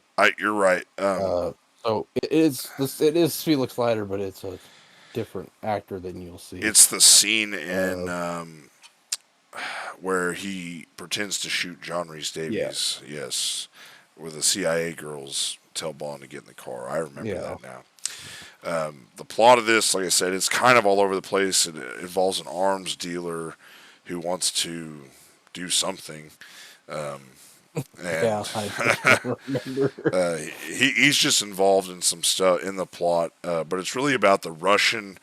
I can't remember his name, so I'll just call him Yogi Bear. It's something like that. So Yogi Bear, he turns out that he was a double agent. He wanted Who the you talk? Whose character are you talking? the guy, the general who was defecting to Britain, but he was actually just doing it for selfish purposes and was trying to Oh get back to yeah, Russia. Which I'll just call him Yogi Bear because I don't remember his name. He was also dating the Bond girl, and turns out that he was just using her too. So yeah. uh, Okay. yeah, so Okay. this movie ends pretty spectacularly with James Bond teaming up with the Taliban and helping defeat the Soviet Union in Afghanistan. Very topical for the time. Oh, And the it's ending sequence is really exciting in the plane, and he kicks the guy off the net. It's great. I just remember it's Koskov, Koskov, Yeah, we'll just call him. Georgy Koskov. That's why Georgie. That's why I thought his Yeah, name was Yogi Bear. yeah, Georgy Koskov. Overall, this was John Barry's last time scoring the series, and he goes out with a bang. This is one of the best Bond scores overall. It was great. The movie's really good, but I give it a B. Would you give it a B? Mason. Did we lose him? Did we lose him? Sorry about that. It's back. Oh, it's back. Uh, Excellent, excellent. okay, yeah, I'd give it a B. Yeah, Um, and yeah, I overall I like the movie, but it's a B. yeah. It's The it's a next good movie. now, the next one, License to Kill. you don't mind. I'm gonna start. Yeah, I love this movie. I love License to Kill. License to Kill is pretty much what happens when the last movie people didn't quite get into Timothy Dalton, and they losing a little bit of money just because of TV shows and stuff like that going on. Well, you get Miami Vice and you mix it with James Bond. You get License to Kill. yeah. You get License to Kill. It's great. This movie's great. It's It a crazy plot, and the plot kind of goes in, mixes a little bit with the basically newer one. who did the So, music in this one? Is the guy that did Die Hard. Look up for who did the music for this. I know the guy who did oh, Die Hard did the music for this. So John Barry will not come back. Basically, the plot for this one is Felix Leiter's wife is murdered, and Felix has his leg bitten off because he got involved in wanting to kidnap a South American drug dealer. Of course, it couldn't just be a drug dealer, and this had to played be by Robert Davi, a Robert and Davi. He's great. he's a great actor. He's in a lot of stuff. He's in Maniac Cop 2 and 3, and he's in The Mask. He's just an evil actor. Yeah, He plays Sanchez. yeah. But music I need to look up. Course, with this being a James Bond plot, it couldn't just be like drug dealers. It's actually they figured out how to put cocaine into gasoline through some crazy science experiment. They're going to be shipping it like Yeah. that. So that's kind of the plot. It's a revenge plot. James Bond quits MI6. For some reason, they shoot at him when he quits. It's almost like Yeah. they see him as And a like M has defective. him like, yeah, M like pretty much says, okay. Mm. Which this is, we forgot to mention M this whole time. I mentioned it a couple times, Yeah, but we well, haven't got we into it. we didn't mention Bernard Lee, I Yep. believe that's the name, Great. Bernard Lee, who played him all the way from Doctor No to Moonraker. Moonraker was his last one. Sadly, he passed away. He was replaced by Robert Brown. Robert Which is sad. Brown kind of gets a send off as kind of an a hole in this one because he just kind of Yeah. shoots at James Bond because he wants some personal time after his best friend's wife Yeah. got murdered, and his friend got his leg bitten off by a shark. I can't believe I didn't remember this. Michael Kamen. Michael Michael Kamen. Kamen Yeah, Michael is Kamen the does the score. music. And unfortunately, he's passed away. I think I he did. believe. I think he did better than who did For Your Eyes Only.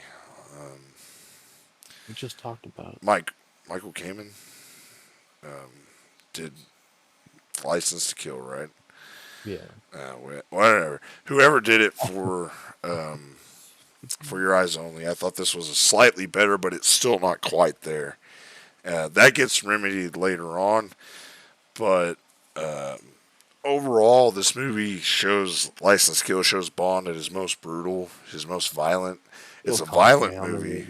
Yeah, Bill We just Conti. talked about Yeah, it. I like it's incredibly violent. It's violent. It is hardcore. It's edgy. It also James has Bond. what's his This is name in his first is role, first major role at least. Del Toro. What's his name? Benicio del Toro Benicio del Toro. as He the plays the henchman. henchman, Yep. Dario, Yes. and he is really good. He's not in it that much, but he's good in it. Yeah. And I think this movie's really good. It's really edgy. It's probably the most edgy thing Bond does until Casino Royale, probably. Yeah. Uh, it's good. Yeah, it's I good. personally, if we put if we do the tier list rating, I actually put it at an A. Yeah, If you don't agree, we can see if we can compromise. I would put it at a B. So I can compromise at a B for License to Kill. yeah, let's say it's a B. Even though Timothy Dalton is absolutely amazing. Guess the only thing that's questionable about Timothy Dalton in this film is this is something that I'll address later with Skyfall, but Timothy Dalton, his hair being slicked back the whole time was not a great look. He looked a lot better in License to Kill. And same with They were trying to do like in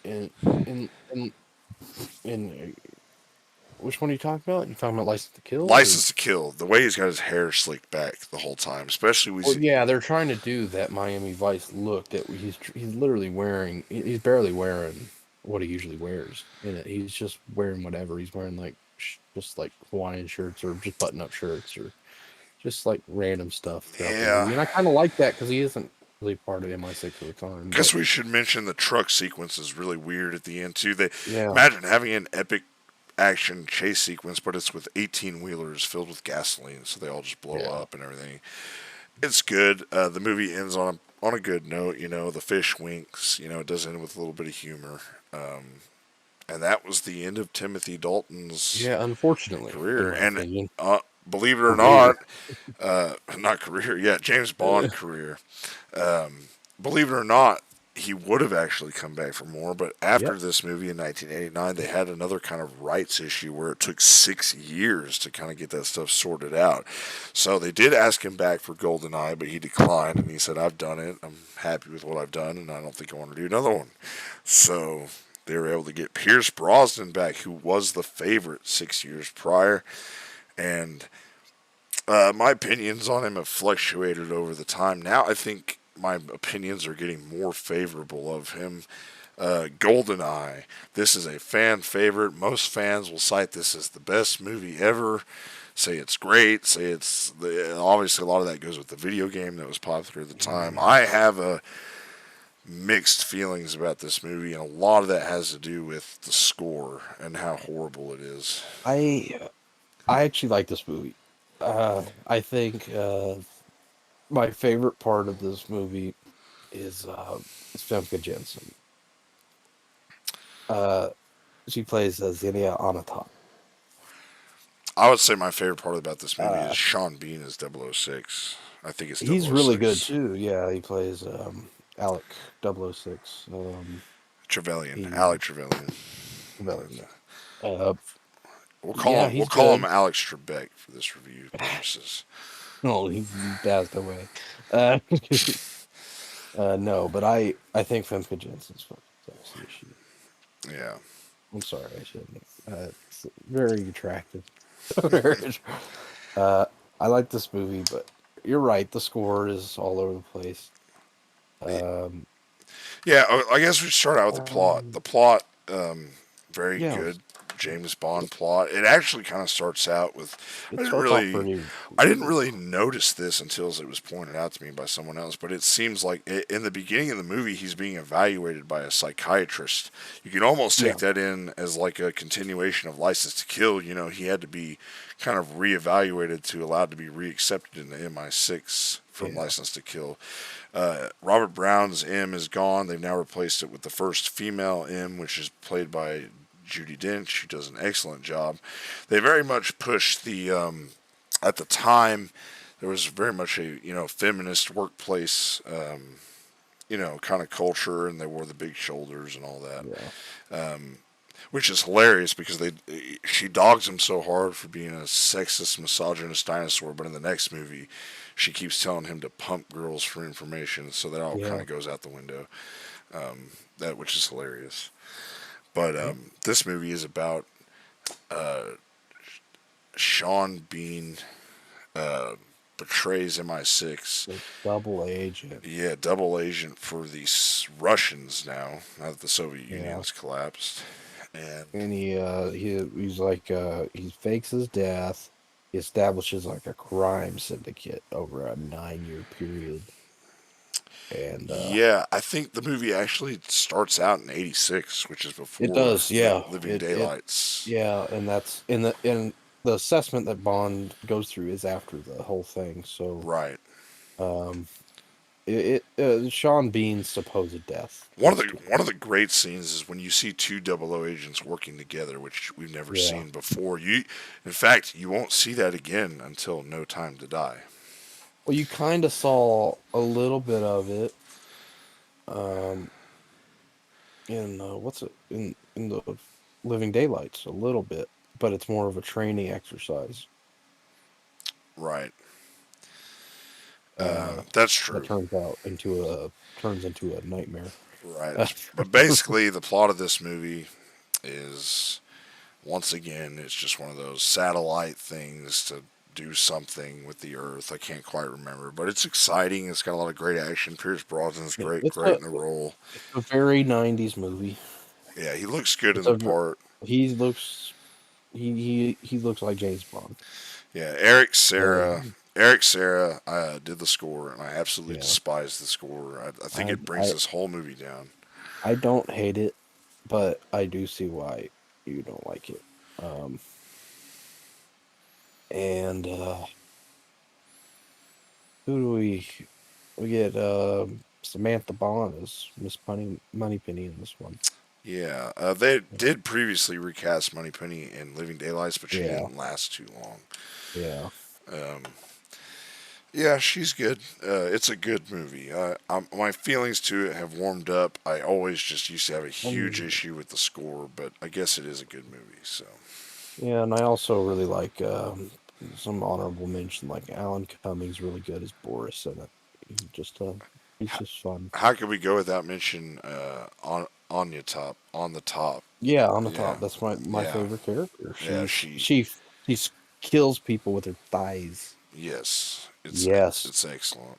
that's how I want to die. Stanka Jensen killing me with her thighs. Right. I think most Bond Maybe not right fans now. I don't know. Most Bond fans have said that. She's great. She's hilarious. Anybody Yeah, who can't find the humor in that, there's something yeah. wrong with you. That is really funny. Overall, I give it a B. What would you give it? I give it a B. Yeah. All We'll right. start. We're gonna go into the next one, which, in my opinion, this one does dip into the level of semi mediocrity in some ways. Uh, Brosnan's second film, Tomorrow Never Dies. I know this movie went through a lot of rewrites, and even the I title wasn't really agreed on for a long time. What do you think about this movie? I love this movie. The plot is very uh very interesting in my opinion. It kind of it would work better now as a plot, some people would say. Um, Jonathan Price, uh, what's his, what's his, he plays like, Elliot oh, Carver. Elliot Carver, yeah, Hmm. he's great in it. Yeah, He you're he, you're he also right. wants he also wants to start War 3, Just so you can get but headlines. he wants to secure those broadcasting rights in China. Um, Just like today, how that's very profitable. right. You make a point. This plot would Yeah, have worked so much better in today's social media yeah. environment because you see all of our media companies bowing down to communist China.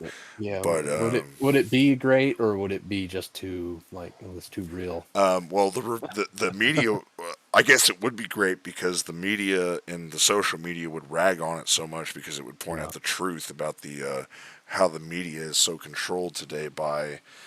I'm not going to get into politics or anything, but there's yeah, definitely our media and our social media is so in control by a one-sided secret organization that shall go unnamed. That's kind of like Spectre, but we'll save that for another video.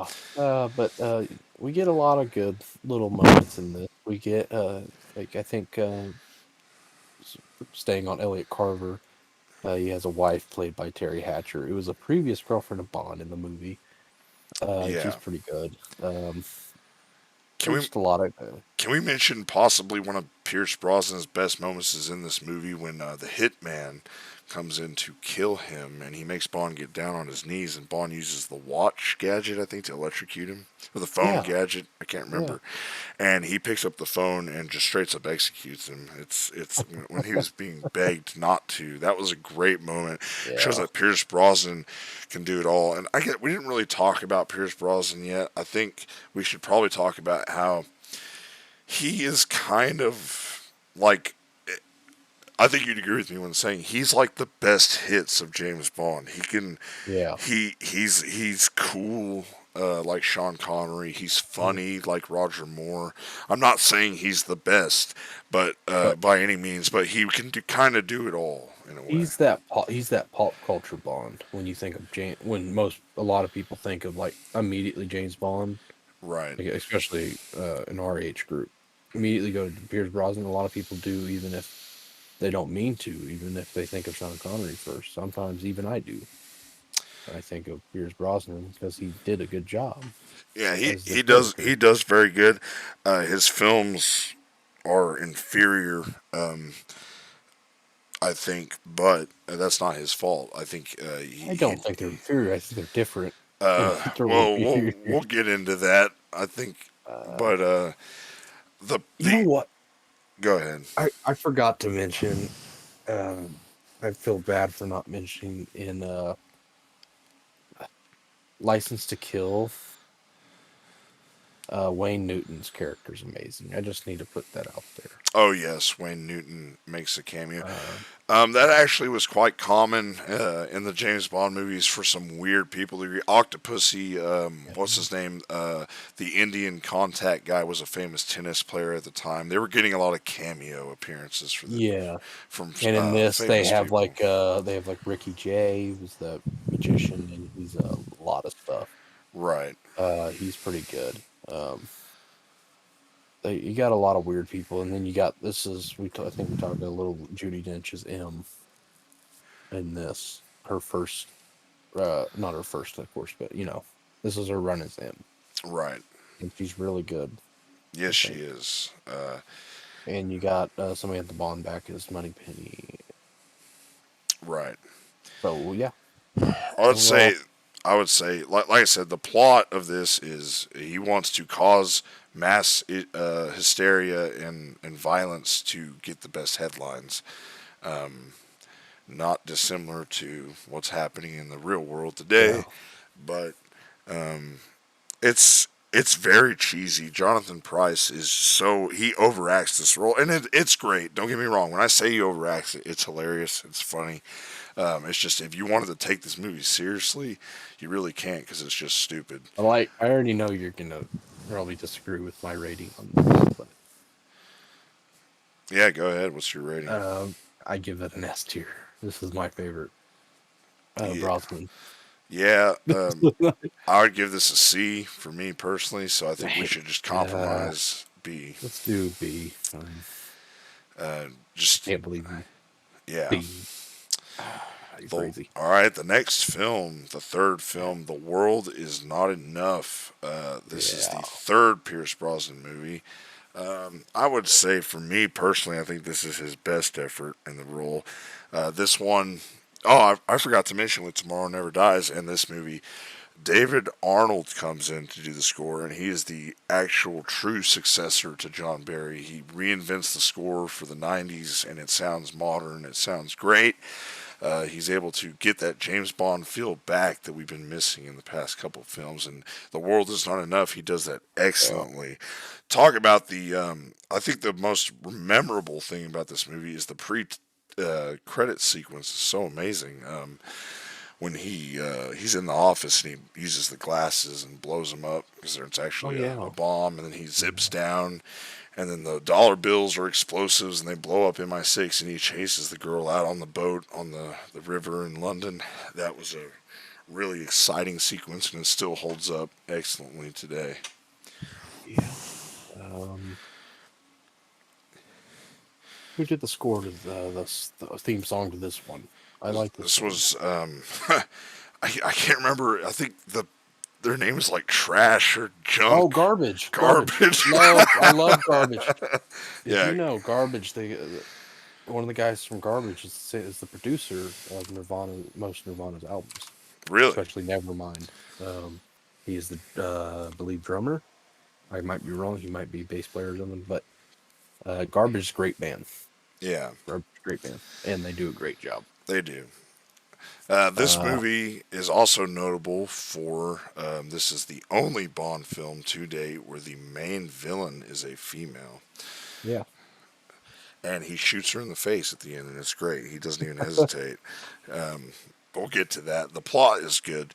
It's about a big oil line, and the woman that owns that's Electric King. She inherited it from her father. yeah. Turns out she's actually with the terrorists. I believe these are Yeah. terrorists. Um, They're not Russian or anything. They're just a terrorist organization. yeah, and they originally wanted, from what I heard, uh, like Sharon Stone was one of them, and then I don't know if you know her, John, but that Vera Farmiga, who's in like the main girl lady in the Conjuring films. They originally wanted her as Electric King, or Sharon Stone. So it's very. I think they made the right choice with Yeah, Sophia. What's that? she does a great job, and She's very attractive too. her and Brosnan work really well together. Yeah, This is one of the ones where you actually kind of feel a love connection instead of just a fling. yeah. And And you also got a really good role from Robert Carlyle. Uh, yes, and people, I don't know if you know, he's in Trainspotting. He's in a lot of good stuff. But he plays Renard, and he's a former KGB, right, right, and he's like a yes, terrorist. yeah. He's good in it. Good in it. And he actually teams Then up with Bond in this movie. yeah, and we should mention the most famous part of this movie is that Denise Richards plays a scientist named Dr. Christmas Jones. And that her name is Christmas, Uh, entirely set up for a pun at the end of the yes, movie. and it's a So great it's a little great pun. pun. Yes, It's worth it's worth it. I would It's say that worth it. the entire movie is exciting. It's good. The story's good. The music's good. The scene where they both infiltrate when he first meets her, where he infiltrates that Russian facility. I Yeah. believe it's a Russian facility. Is very good, and he escapes. And then the ending sequence when he gets on the submarine and kills what's his name? is a great sequence. And also at the end of the movie, he gives her a choice, and it turns out she's a Yeah. traitor. He's like, "Do not tell him to activate that nuclear warhead or whatever's in that submarine." And she says, "Go ahead and do it." And he just shoots her in the face. And it's like Yeah. Pierce Brosnan, give him credit. It's a great scene, and he does Oh, and well. John Cleese is in this Yes, he as is. R. They tease him as a replacement to Q because Desmond Llewellyn's getting a little on in And age. yeah, and Pierce Brosnan says, if you're a Q, does that make you him R? And I guess And that turns out to just be true yeah, because this that's just the movie's way it is. Yeah, it's yeah. just the way Once it is. once again, Pierce Brosnan. I would say once again he's just the greatest hits. Yeah, He's kind of like and a go to Bond. They picked the right guy. He they got what do you think of the score? This one? it's the best David Arnold score, Yeah. other than Casino Royale, maybe. Well, his best scores for Stargate. Everybody knows that. Right. The Godzilla movie. Overall, I would give this movie an A. What would you give this movie? Give it an A. Yeah, Sure. it is his best film in the It's series. funny. It is kind of funny because you picked my favorite Brosnan, so my favorite Brosnan's below my second favorite Brosnan. Yeah. So it's kind of funny, but All right, so we get to Die Another Day. This movie is highly questionable. Me and you really enjoy this movie, but we both have yeah, to just straight up admit this is a really we this bad is a movie. bad movie. This makes This Moonraker look like if you want to see something that nearly kills James Bond, I mean, as a franchise, this is like when it comes to visual everything, this is probably where most people would go, it's tired, it's time to end. Uh, but I disagree though overall. yeah, I agree with you. While it is incredibly bad and stupid to the point of it being like dumber than Moonraker or anything that came before it, it is incredibly hilarious, entertaining. It's kind of one of those movies that's so bad that it's good. Yeah. It's thoroughly Uh, entertaining. Everything about it, from the CGI wave that he surfs to the ice castle car yeah. chase to the lasers that fall from the sky to the bionic suit and the Yeah, big aircraft. you got Nazi war criminals, you got a lot of stuff in this. I guess we should say the intro to the film is heavily entertaining because he It infiltrates is. North Korea. It It is weird though, because I will say this movie really feels like an early Mission Impossible movie, one of the early ones. Yeah, And I haven't seen the first three Mission Impossible, so I can't yeah, it say. feels a lot like one of those. So it is kind of very action, like Michael Bay action in a way. It feels a little like overact action, like they're trying to be like cool Yeah, with their effects and uh, the opening sequence is pretty cool. yeah, Uh, he surfs into North Korea undetected, and he steals some diamonds. We're back to diamonds, yeah. and he gets captured, and he's beaten and tortured. And that's, although the song "Die Another Day" is questionable to say the least. I love the song. What the intro credits do so successfully in this movie is you actually get to see Bond being tortured throughout the entire intro Yeah. credits, which is really Uh, great. And let's go back to the song real quick, because I really do like this song. I think it's a really good Madonna song. I think overall it's a good Bond song. Uh, like I'm neutral the on it. I just said it's questionable because a lot of people it hate it. doesn't really fit sometimes the song, but I really like the song. I guess we should mention how my most recent rewatch I noticed something. We joke about how bad this movie is, but if you had to just watch the first half of this movie, the first half of this movie is truly excellent. Yeah, He's got some relationship issues now with because she seems to not fully trust him. Seems to think that he gave up information to the North Koreans, which I think it's cleared up that she really doesn't think that. She's just trying to yeah, maintain her position, her professional yeah. position. Oh, and also this is the first film with James Bond where you see him with like a beard and long hair, smoking cigars. Yeah, it's the first Like, time we've seen Bond smoking since Timothy yeah, Dalton's first film. yeah. And he has to smoke cigars, of course, because he's in Cuba.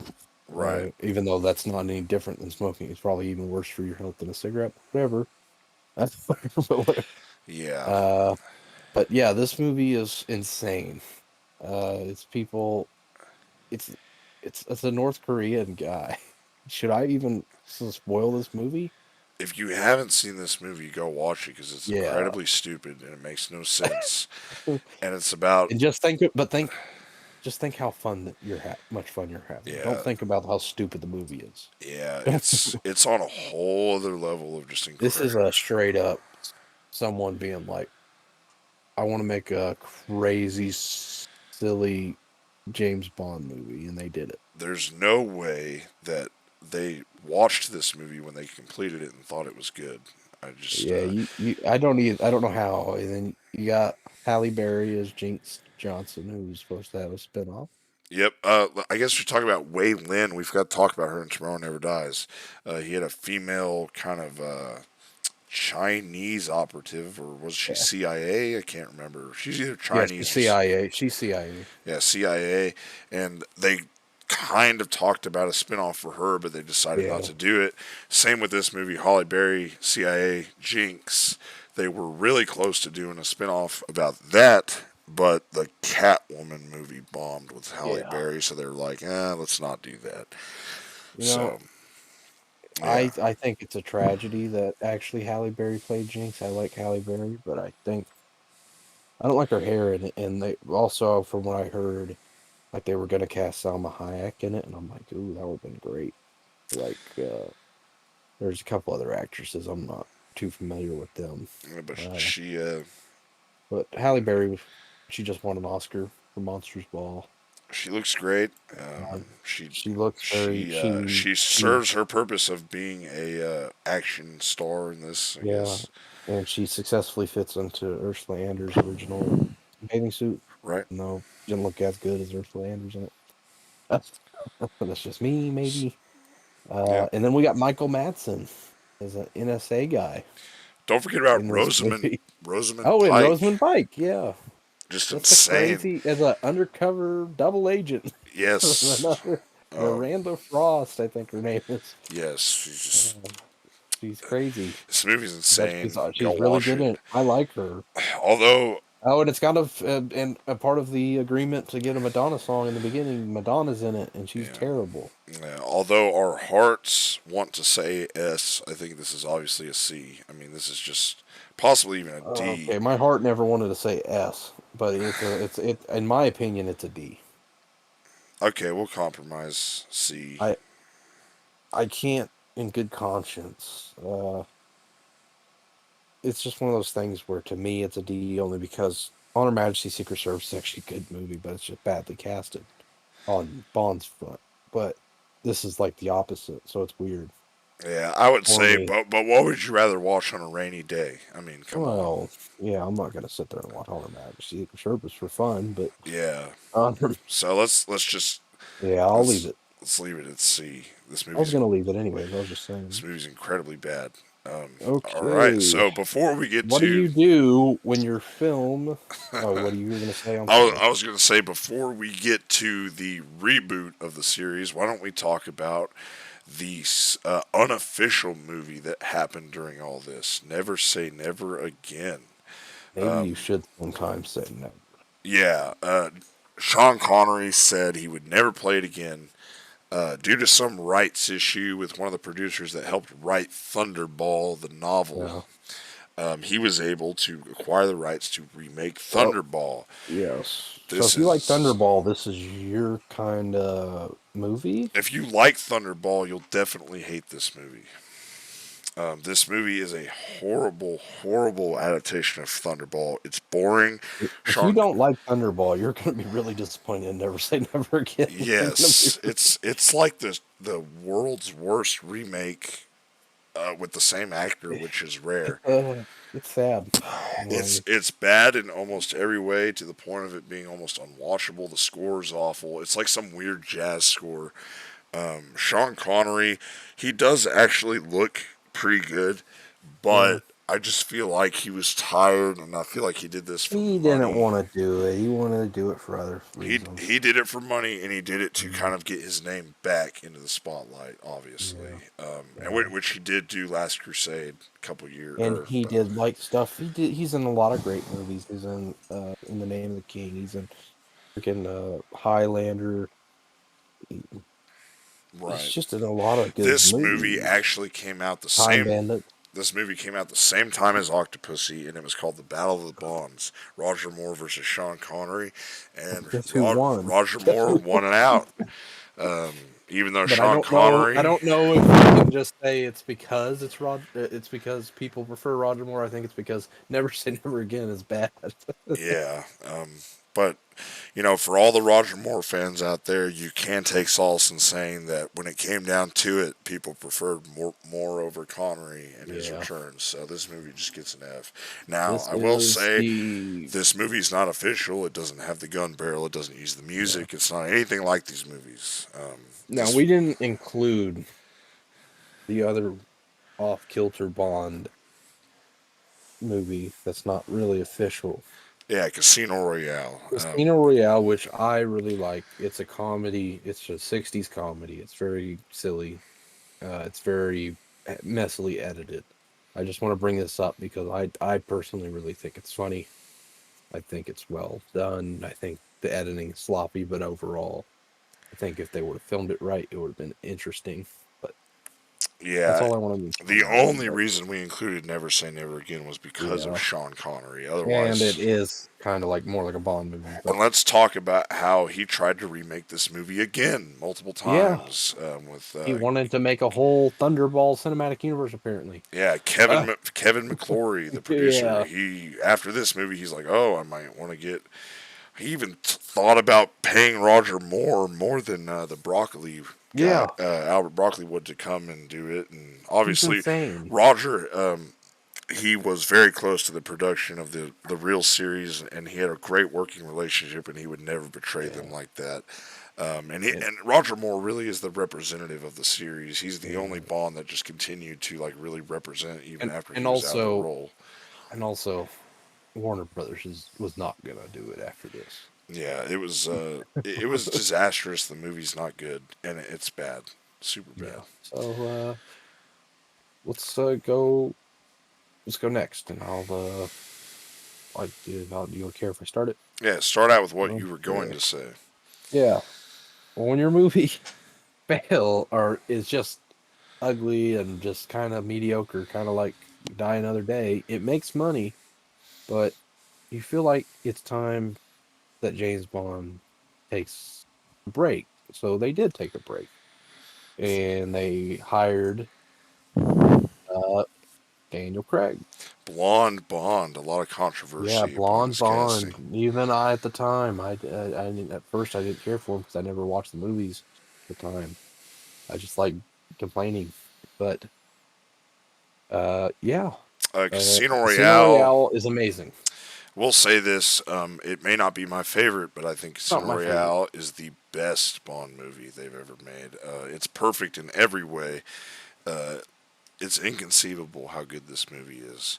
Oh, it's great. After the last movie, they decided let's reboot the series, so the continuity gets restarted in a new timeline. This is about Yeah, James Bond first becoming a double O.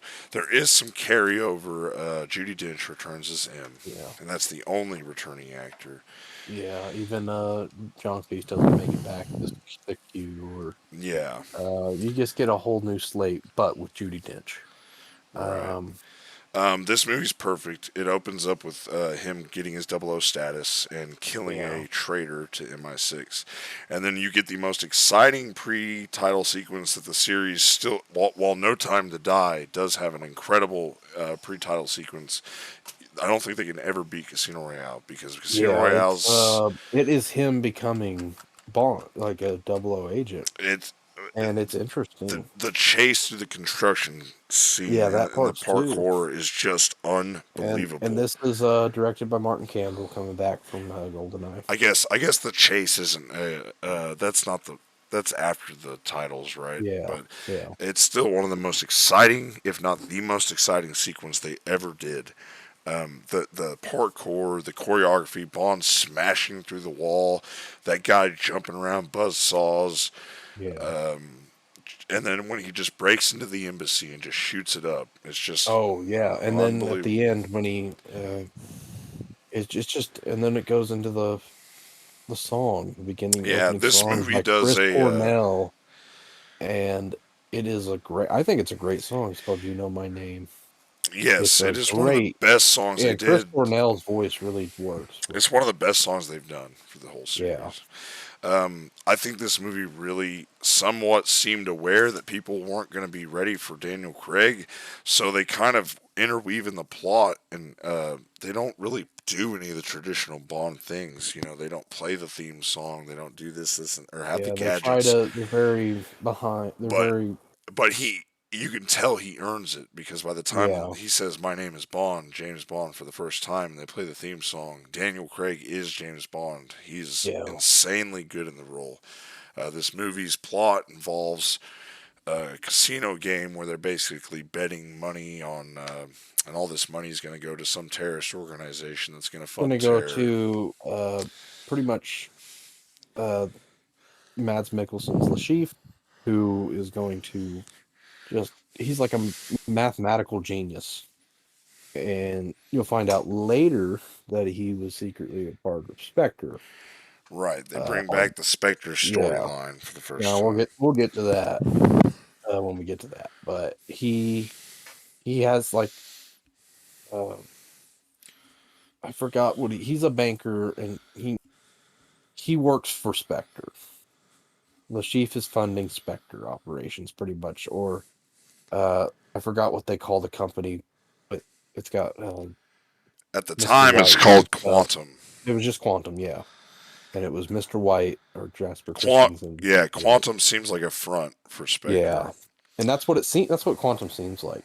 Time, Yeah, but and then I know you might not agree with this, but this movie has my favorite Bond girl, Vesper Lynn. and it really does treat her I'm like a not special joking. Bond girl because Yeah, this. I guess we should just put it out there. This his relationship with Vesper Lynn and how she betrays him and how he feels about women yeah. after that goes throughout this entire Yeah, five movie yeah, story arc, which this yeah. is And new. Vesper Lynn changes everything for Bond. This Uh, is yeah. and I think Eva Green. I personally think she's one of the hottest women ever. I know you don't agree with that. But I think so. Uh, Yeah, I'm not uh, fully on board with that. Overall, the movie is a great deal, and it introduces even Jeffrey Wright as Felix Leiter, who's amazing. Yeah, he's the best It's guy to ever play Felix Leiter yeah, right off the bat. yeah, Most exciting, the airport terminal sequence is once again a spotlight. All other yeah, Bond movies strive to have a sequence as good as just yeah. the movie's airport or the airport sequence. Oh Um, yeah, there's a lot of big set pieces that feel like they would be in like what like now like a Christopher Nolan like set piece. They're big, spectacular stuff in these Daniel Craig movies. David Arnold's And score for this is fantastic, and yeah, the torture sequence is just oh fantastic. yeah, it is dark. It gets in there. It makes you feel uncomfortable. Yep, this movie's an S And all the way. yeah, And that's if there was a rating above S, it might even be there. This is the best movie they've made. It's not my favorite, but it's the best movie they've ever made. I disagree, but I see what you're saying. Yeah. So So, like we were saying, this movie sets up a five movie story arc, which has its ups and downs. Of basically in pretty much every I single movie, he goes rogue in every single one of yeah, them. yeah, it's kind of funny, but also I don't think I really after the most recent deal, I now don't think there's any downs in my opinion. I like them all. All these Yeah. other movies I think are interchangeable in my opinion. I love them. No. No. I think the my least favorite, surprisingly, is Spectre just a little bit. Yeah. No Time to Die redeemed any of the previous semi failures of the previous movies because it all wraps it up into one And glorious real piece. yeah, and real quick, I'm just gonna mention me and John here. We were not huge fans of the continuity overall. The way we were thinking that this Bond is the same Bond, so it's kind of hard. We'll get into that. Yeah. That's what our problem was at first. Going into the first ever direct sequel, they pick up. This movie comes out 2 years earlier. They work really quick on it. Quantum of Solace, and Yes, and it had some problems. yeah, it has some problems. There's a lot of contention about this movie. We I tend to like it more than I most like people it a do. lot. I like it a lot because it's just a bunch of espionage stuff, running Yeah, and gunning and running and gun. so And I even like the video game. I don't know why, but I do. not a bad video game. Uh, So basically, it picks up immediately. In the first film, he throws a man called Mr. White in the back of his truck. He's a leader of this organization that they're figuring out is named Quantum. So at the beginning of that movie, Quantum, he escapes out of MI6 capture, and Bond is trying to track down Quantum, but secretly, he's also trying to get revenge for the death of Vesper, which he That's knows true. Quantum is behind. So at the same time, he's going on a brutal revenge rampage over the death of his former fiancee. Well, let's And talk about the great scene at the opera, which I think is one of the greatest in the Daniel Craig set piece wise and just espionage wise. yeah, I really do think it's cool when he goes there and he's just listening in and he just yes, he knocks says the guy something out. and everyone just stands up. And Yeah, that's how you know how big this quantum is. yeah. And I love that scene. Which we now know is Spectre. So, Yeah. so he Yeah. breaks into that opera scene, and Spectre, is there, and they get kind of Yeah. alerted. He starts talking to him and says, like, I'm listening to all of you, just because Yeah. that's what James Bond does. They all get up. Yeah. And it's He great. kill. Besides Mr. White, of course, because you Yeah, don't want to right. show who Which he is. was very smart of Mr. Yeah. White. So essentially, the plot of this movie is Spectre is trying to get some Bolivian oil, or what seems like oil, Yeah. but what it's actually doing is they're getting control of the country's water Yeah. supply. So it's kind of going back to that Goldfinger or View to a Kill, trying to monopolize a resource. Yeah. And that's pretty great. There's also the girl he works with is special forces for, I believe, the Bolivian government, and I can't Yeah. remember. She's trying to kill General Madrano, who's working with Spectre, and get revenge because General Madrano killed her family. Yeah. So And viciously too. so their relationship is purely And and also professional.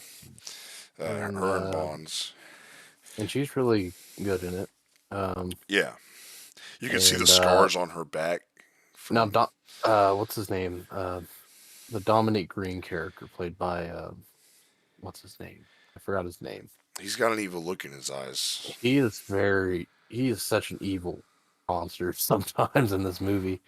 He like when Camilla and stuff, he's like trying to pretty much just saying, "Oh, now I'm gonna give you to him, and he can like just take advantage of you and do whatever." And then kill you and push you over the Yeah, side when he's done. Yeah, that's pretty much what he and says. yeah, and then you got Gemma Arterton as Strawberry Fields. Yeah, Strawberry Fields. A lot of fans think that's really stupid. We're And big I think Beatles it's great. fans. We think it's Yeah, hilarious. There's obviously a lot of innuendo there for your imagination.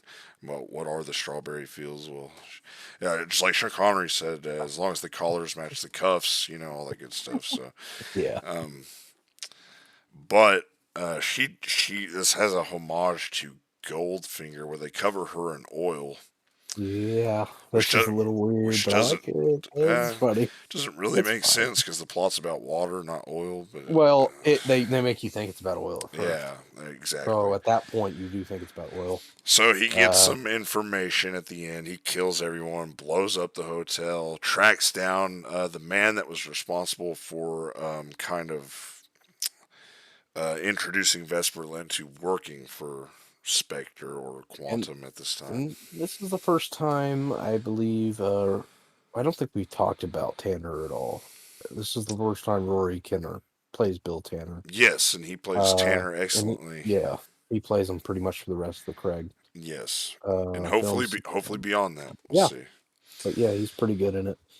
We Mm, haven't talked much, like I said, about him, but also has a little cameo from future Stranger Things star David Harbour. yep.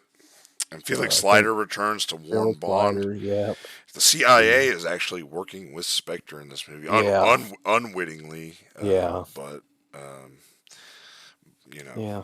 It happens.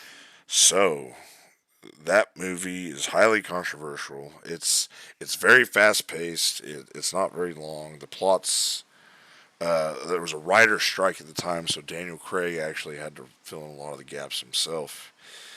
It's it's I it's good. It's not great. It's not horrible like they all say. It is a good. Okay, so I think of it like this. It is a good. It is a really good continuation of Casino.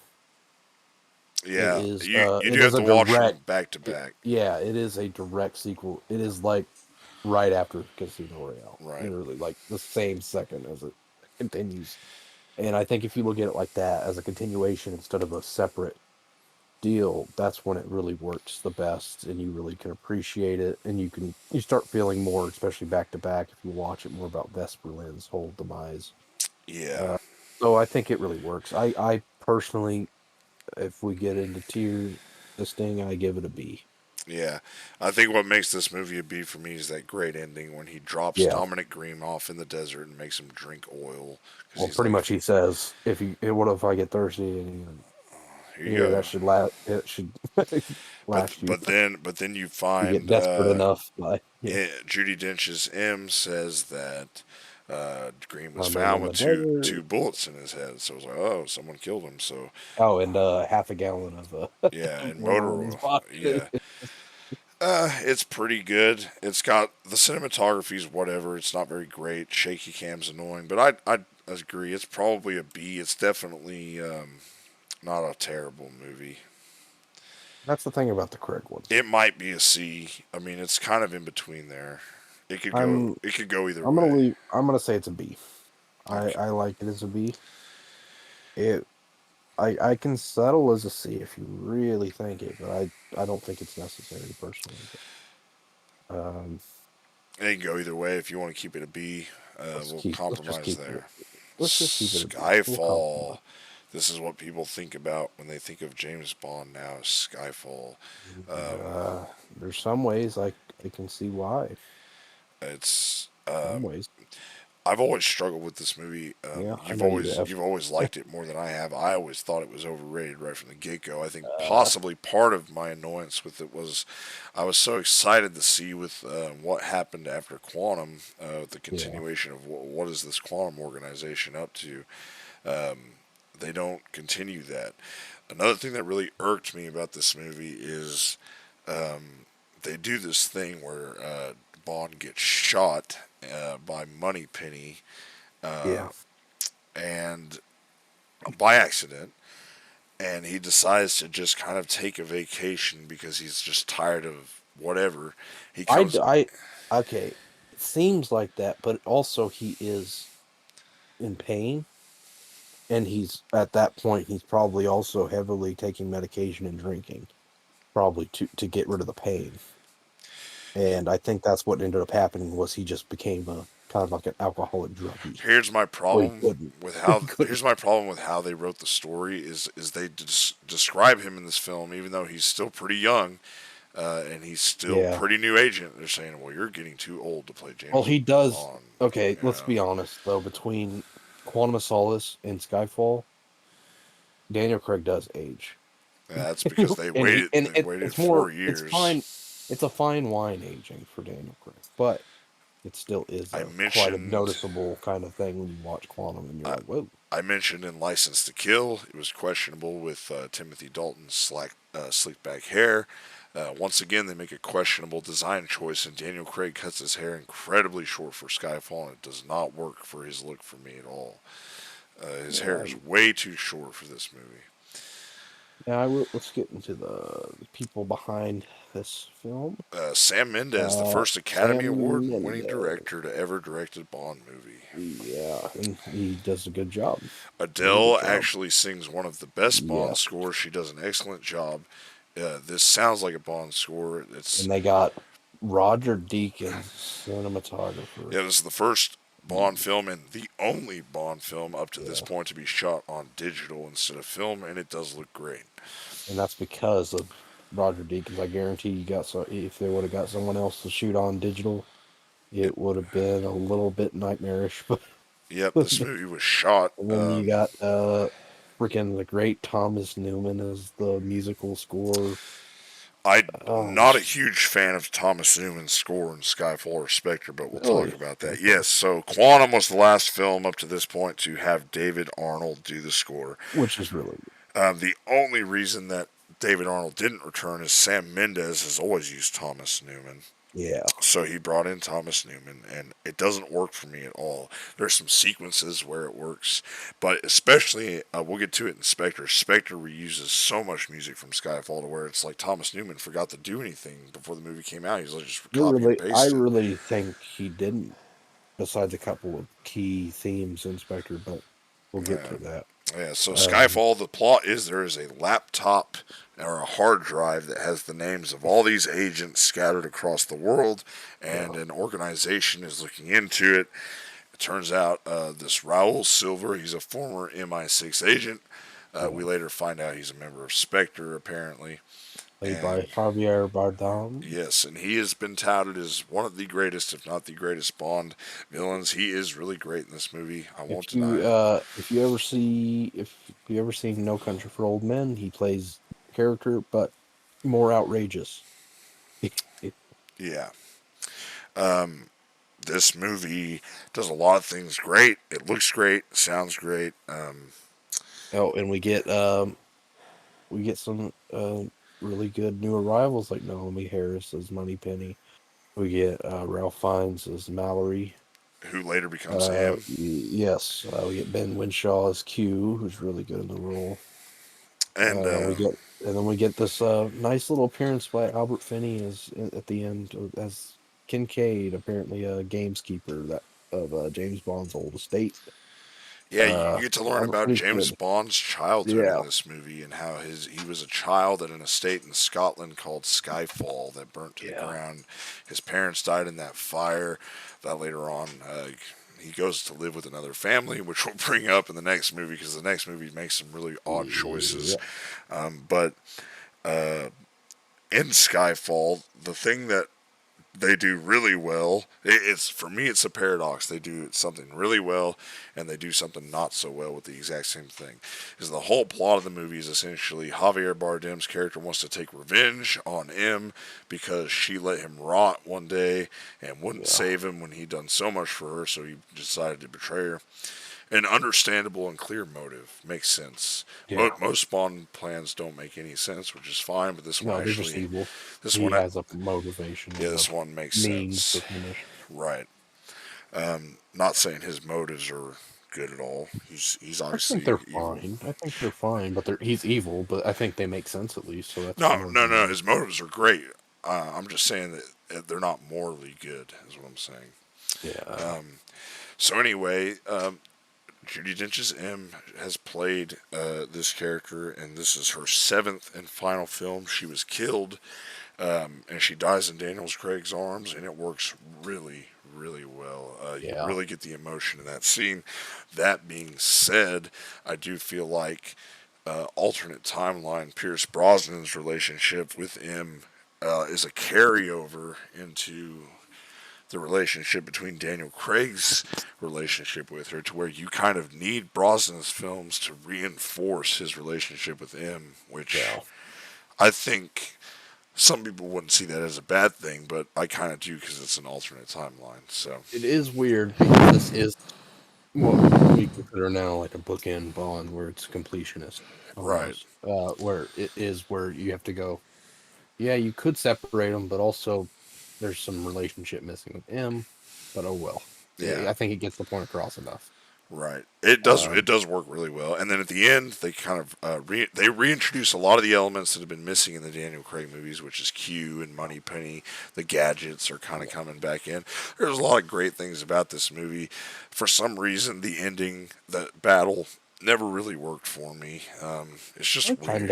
I kind of enjoy the whole aesthetic of it. It kind of reminds me of like a Harry Potter thing too, though, the way people are just blasting around of stuff. But Yeah, I feel like uh, the issue with the Sam Mendes two movies, Skyfall and Spectres, they seem like they want to be too intellectual and not enough fun.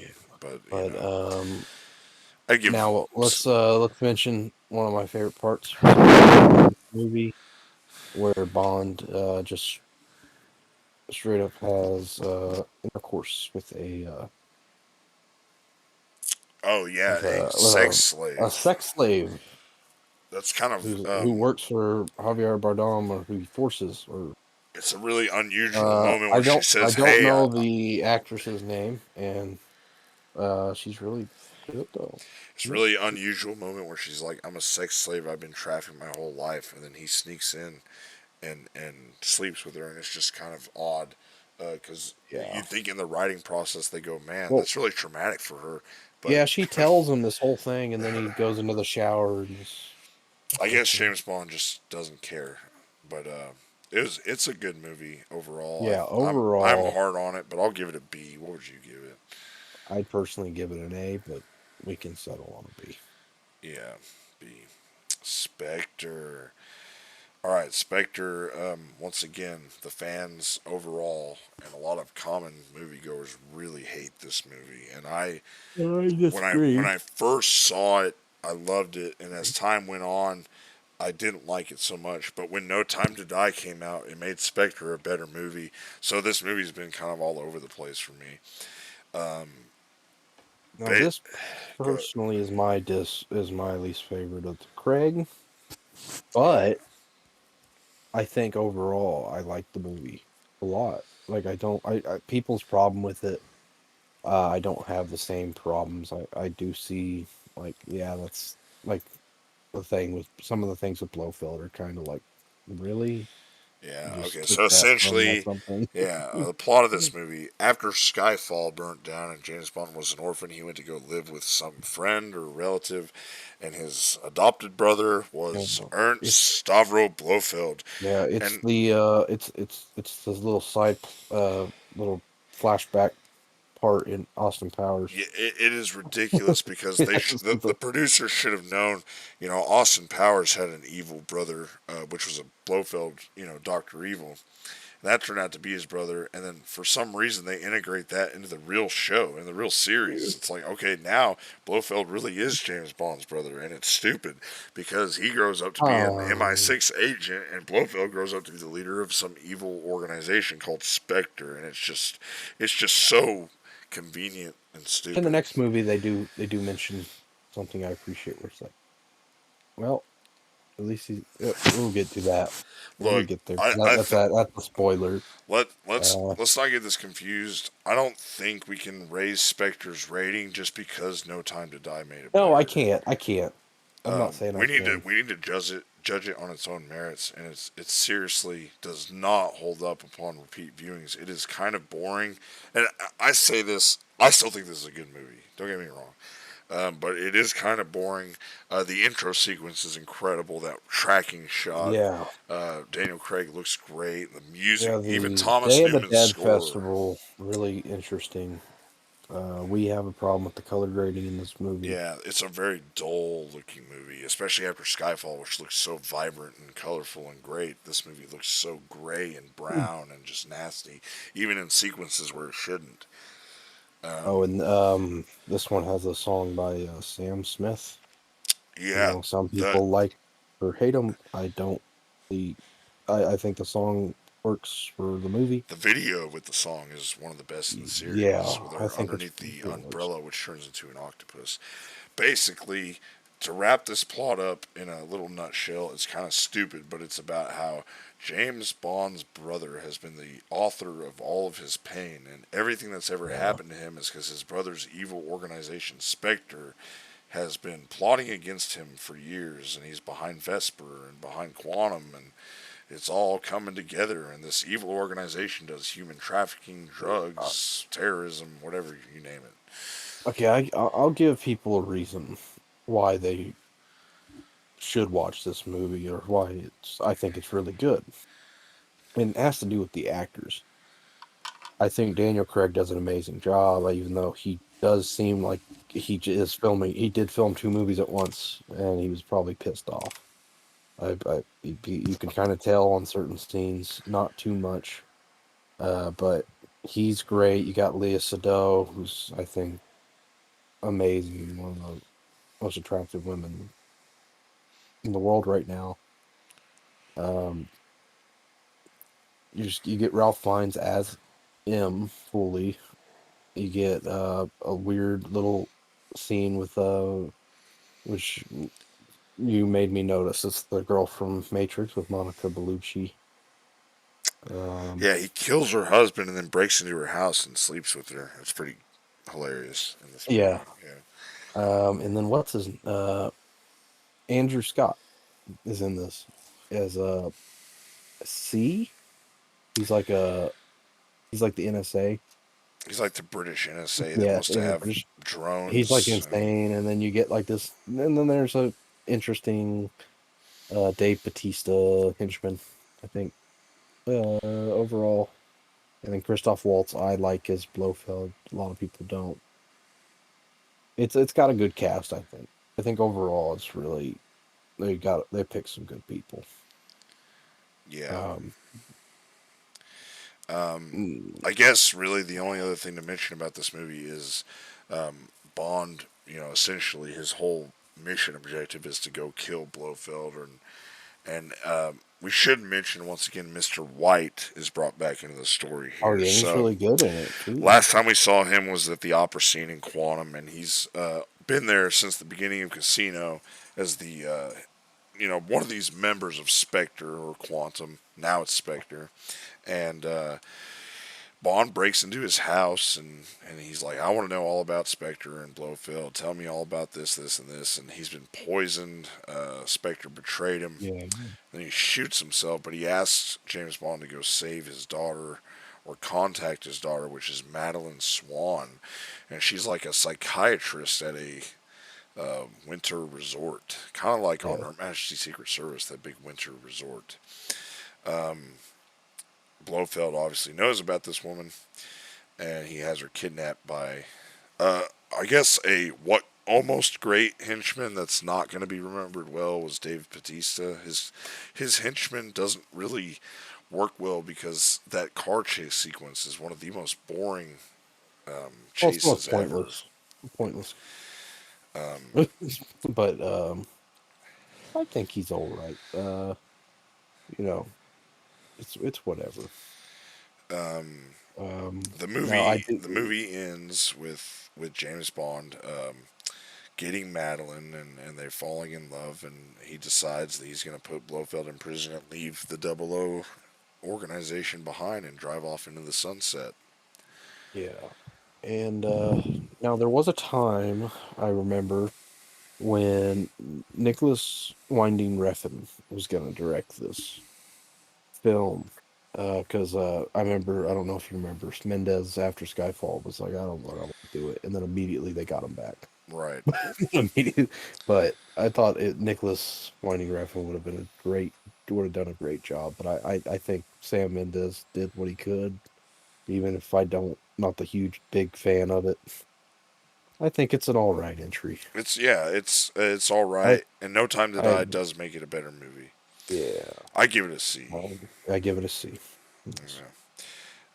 Moving on, No Time to Die. We had to wait 6 excruciating years for this movie. Yes, and Uh, there's a pandemic. I don't know if anybody's heard that made it even harder to wait for this movie. yeah, a I, combination of multiple things. Number one is Daniel Craig, I guess, yeah, always knew he was going to do this movie, but he was just so tired of playing the character that he had some kind of leverage to say, I don't want to make this for years, and they were just okay with that. he pretty much somehow talked um, a whole studio from pretty much bailing out of.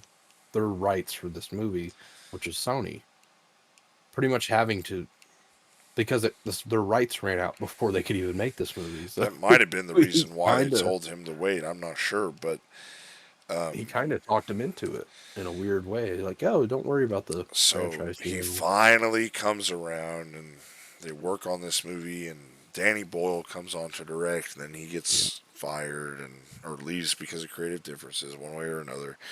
They get Cary Joji Fukunaga, and he's an amazing director, and he was the one to pick for this movie.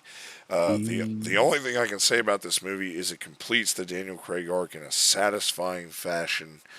There's a questionable decision that's made, and we'll get to that. But ultimately, this movie is amazing, and I don't think I think we should get to that materialist. I think we should wait the which one? for. I think we should wait for our No Time to Die video. I think we shouldn't spoil it here. Um, We could. It's up to you. I think we should. I think we should Okay. just go ahead I'll say because spoilers. yeah, spoiler alert for No Time to Die. As of the making of this video, it just came out Right now. a few days ago. I've seen it 3 times. You've seen it I've once. seen it once in IMAX. I remember everything about it. It took a lot of time to sink in. There's a lot that happens in this. Let's just get this out of the way. Out of the Daniel Craig movies, this is the most exciting, the most Bondian-like film. It's got the evil villain layer base. It's got the gadgets. It's got the insane car chases. It's got it's got it, everything. and I'm not even lying. It has one of my favorite scenes in any Bond film. I don't know if you agree. I don't know why I like it, but it's the scene. There's a scene where Felix Leiter convinces him to go to a Spectre party. Yes, the Spectre And that party Spectre is party, he insane. gets there, and you just, for one thing, him and Ana de Armas is in it looking sexier than ever and helping him fight. And she's supposedly a brand new CIA operative, Right. uh, I believe. Which is hilarious. She says she has 3 weeks of Yeah. training, yet she's Yeah. amazing, and she just Yeah. goes She's out and kicks she's everyone's perfection. butt. And, but the whole scene, he walks in there and he's like, yeah, I think this is going to be a little odd because they all know what I look like. Yeah. And Well, everyone sees him. And there's this great scene where Blofeld's eye yeah. is on a tray, and the guy's holding it. We'll get into the It just pitfalls with the how the slowly plot. like going around, and everyone's gathering around Bond, like, and he doesn't even notice at first, Yeah. and he's just like looking The around, thing about and how it's the just great. Spectre agents notice him, we'll get into the small pitfalls with the plot earlier, but they really don't matter because this movie's so amazing. Like you said, that scene with the pillow and then just carrying the eye, that's so classic James Bond. Yeah, You would have never imagined them doing and the part. something like this in Quantum of Solace. Like, Well, I'm seriously. saying it is classic James Bond because literally everyone in Spectre also just stands up around him like, this is crazy. This is crazy. And This is the plot for this is absolutely bonkers. What it is, let's just say the plot for this movie. It is about a MI6 development of a nanobot technology of how they can spread it's a virus. viruses from person to person, but they only are targeting specific genetic traits or targeted genetic codes, so they can pass the virus to a target without harming anybody but the target. That's the idea. Obviously, this gets hijacked by Spectre, who then this gets hijacked by another organization that's unnamed, but it's led by a man named Safin. I guess we should start out with the opening of the movie. James Bond and Madeline Swan from the last movie are driving off into the sunset together, having fun, and Spectre frames her and basically makes James Bond think she's still working for Spectre, and well, not that she ever really worked for Spectre, but made her think that she's working No, for he Spectre. it's because Blofeld set up this whole elaborate plan Right. just to mess with his head because he's such a monster. Yes. Such a So it's such an interesting part too because he goes to Vesper's grave, and this thing Blofeld sets off a bomb, but he makes it think it's Madeline, Right. and he gets there. He pretends like he just knows everything, and she literally knows nothing, and it's kind of funny in hindsight. And it's really But sad too it is because when sad he in push hindsight it, when he because they both ruin their thing. Blofeld ruins his Yeah, life and his just on purpose, just relationship. for fun, and he also Yeah. makes sure that he has her in his pocket for the rest of the time And after it's that. really depressing because when he pushes her on the train, she like wants to cry or she does Yeah. cry and Oh yeah, it's hard. she Stabs her in the grabs stomach. onto her stomach Yeah. because she's pregnant. At first but you don't. At first, I kind of thought that, but at first you do think, oh, she can't breathe because she's so devastated by Yes, what's happening. but then Like either, and also you might think, oh, and she was caught. So yeah. and she was caught. Then she turns out, she's Yeah. pregnant with his daughter, which they'll get to later. Well, anyway, Bond resigns and all that. He's in Cuba or Jamaica. He's in Jamaica, Yeah, just living his Jamaica in his life. Doctor No residence. Right. It's not- So there he goes. Felix Leiter comes up and he's like, Bond, I need you to work for the CIA. He's like, I'm not going to do this. But when he figures out that MI6 comes by his house and just basically trash talks him for some reason, one way or another, he's like, you know what? Because I don't like M and how he was involved with this plot, I'm going to work with the CIA against MI6 to get this Russian scientist, which Spectre had kidnapped previously to get the virus and all that. yeah, So he just shows up to the party, and you get introduced to Logan Ash and Felix Leiter. Logan Ash is a hilariously evil character. He's so classic yeah. evil Bond villain, kind of henchman like. And then, He like you mentioned, the sequence with the eye. Felix does die, which is insane. That's never happened before. He gets shot by Logan, who yeah turns out to he be working for gets Safin, not Spectre, but the other yeah. villain, Safin.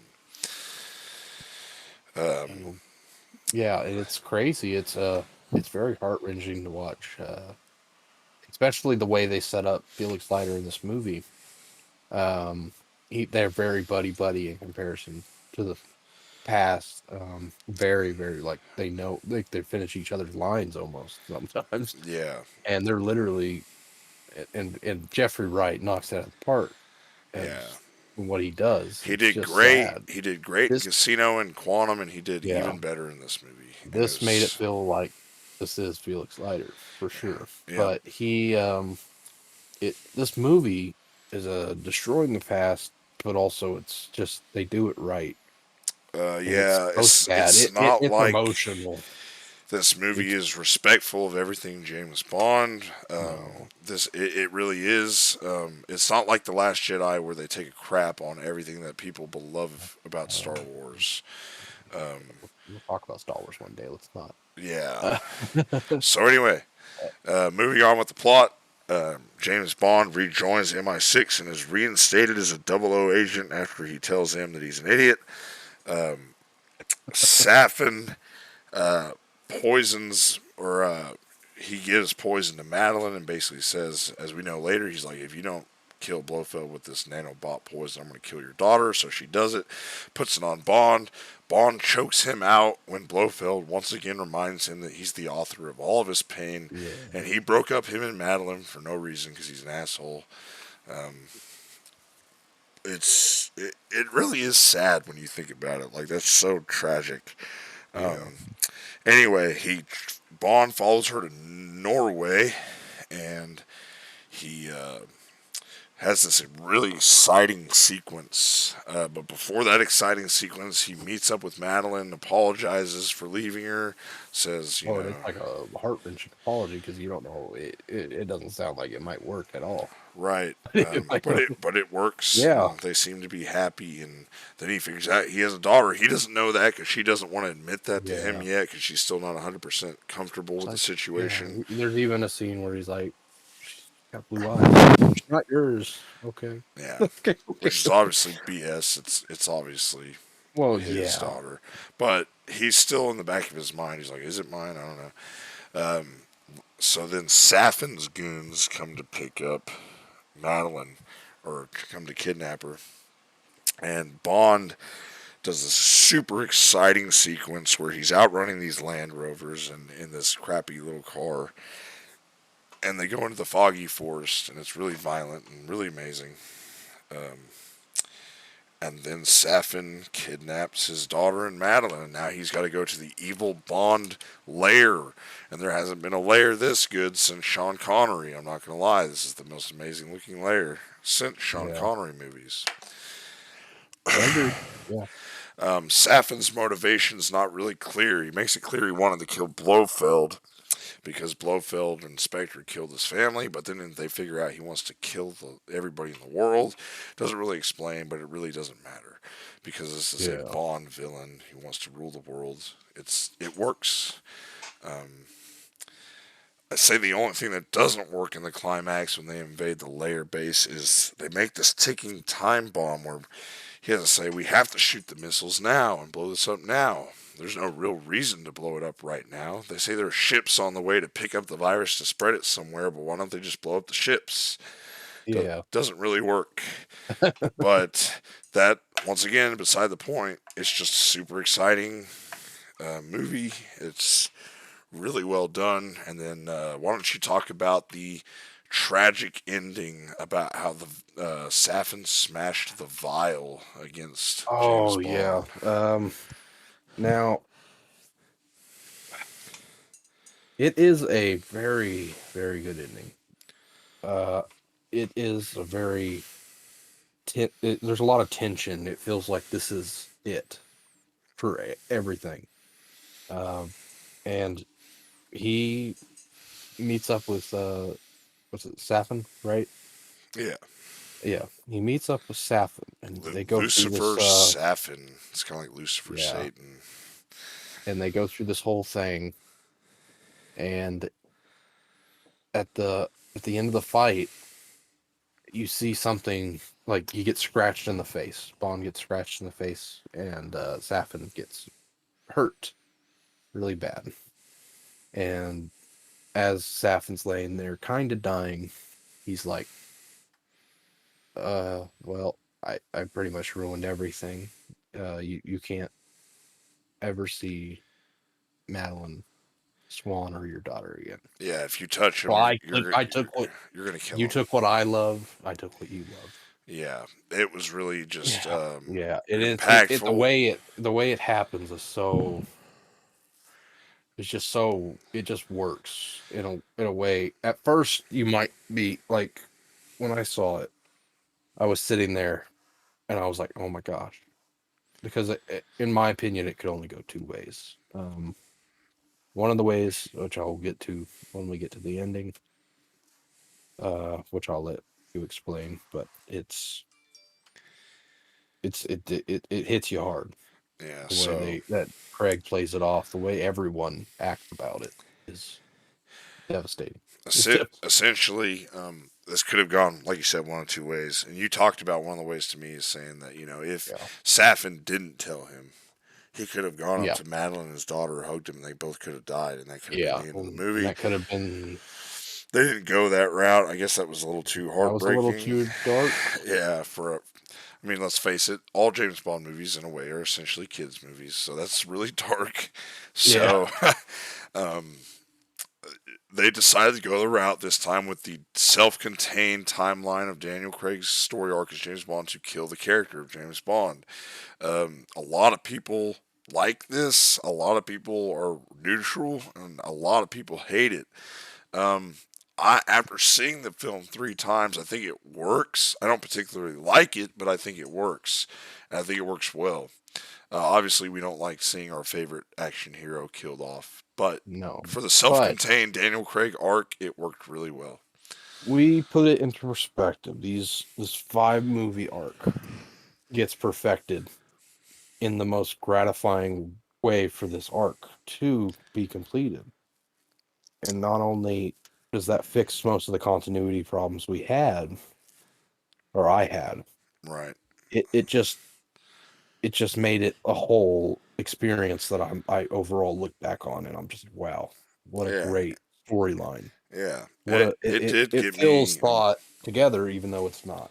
It felt meaningful, even though it wasn't ever supposed to be like that. It did get But me emotional, yeah, and what really makes it sad is you just know that in the heart of hearts of Daniel Craig's Bond, there at the end, he gave up. He could have probably gotten off the island, but he would have had to live with the fact that he could never see his wife or daughter ever again, never touch them, never hold them, and he was broken as a person completely. He's been broken, and his life just keeps getting worse and worse. So he's like, yeah, "Oh my God, this is horrible. I can't go on living," and he can't, and he doesn't. So yeah, it's really sad, but it's done well. I think it's really tragic. I think it yeah. was a brave, bold choice, and I think the whole movie was done really well. The cinematography. Who did the cinematography? Is this guy who did La La Land? What's his name? Uh, What's Linus Sand what's Sandgreen. he Sandgreen? Yeah, This is with he's a Swedish guy. He's worked with Gus Van Sant. He's worked with Damon Chazelle. He's a great cinematographer. this is without a doubt the best looking James Bond movie ever. Every single shot, every single scene was just top notch. Skyfall didn't even compare to this as far as cinematography goes. This looked great. The IMAX sequences were Yeah. amazing. Oh wow, seeing it Um, in IMAX. unlike, Anybody who can see it in yes, IMAX is great. Spectre, which was dull and lifeless, this movie is super vibrant and colorful and wonderful looking and beautiful. You can see all the action sequences. It was brutal. The Hans Zimmer score for this is great. It's not David Arnold level, but it's still very good. They do bring back a lot of On Her Majesty's Secret Service, and this, like On Her Majesty's Secret Service, really made an attempt to be emotional. I think this one did that Yeah. correctly. I think this was great, and honestly, this is one of those movies where we've seen all the other Bond movies throughout the years Yeah. so much we can validly say our opinions. If we just had to give our kind of first impressions over this, I'd probably give it an S, but maybe it's an A. It's A or S. I'm not sure. It's S for me. I'm gonna It's give it. S for me. I'm gonna give it an I S. I go with that because it's up there with overall movie wise. It's up there with Casino Royale with the Craig ones. It's great. Yeah. Um. So that's all of our rankings for the Yeah, we did just a giant 25 film tier list. 25, almost 26, and it only Oh, took us well, two. 26, yeah. It only took us 2 hours and almost 50 minutes. So And if you like this, we're gonna be doing this tier list podcast. This yeah, you guys S give class media podcast. You guys give us your tier list in the rankings below, or Yeah, just let you us know tell us what what your your top favorite film. bonds Yeah. are. Ultimately, I think me and you have a pretty similar opinion about the Oh yeah. series. There's some disagreements, Clearly, but if you look at this, it was almost identical. Besides, we had like a couple letters up or down. I yeah, think the most you went down was with Tomorrow Never Dies. Tomorrow Never Dies, but that's fine. That's Yeah. fine. It's fair.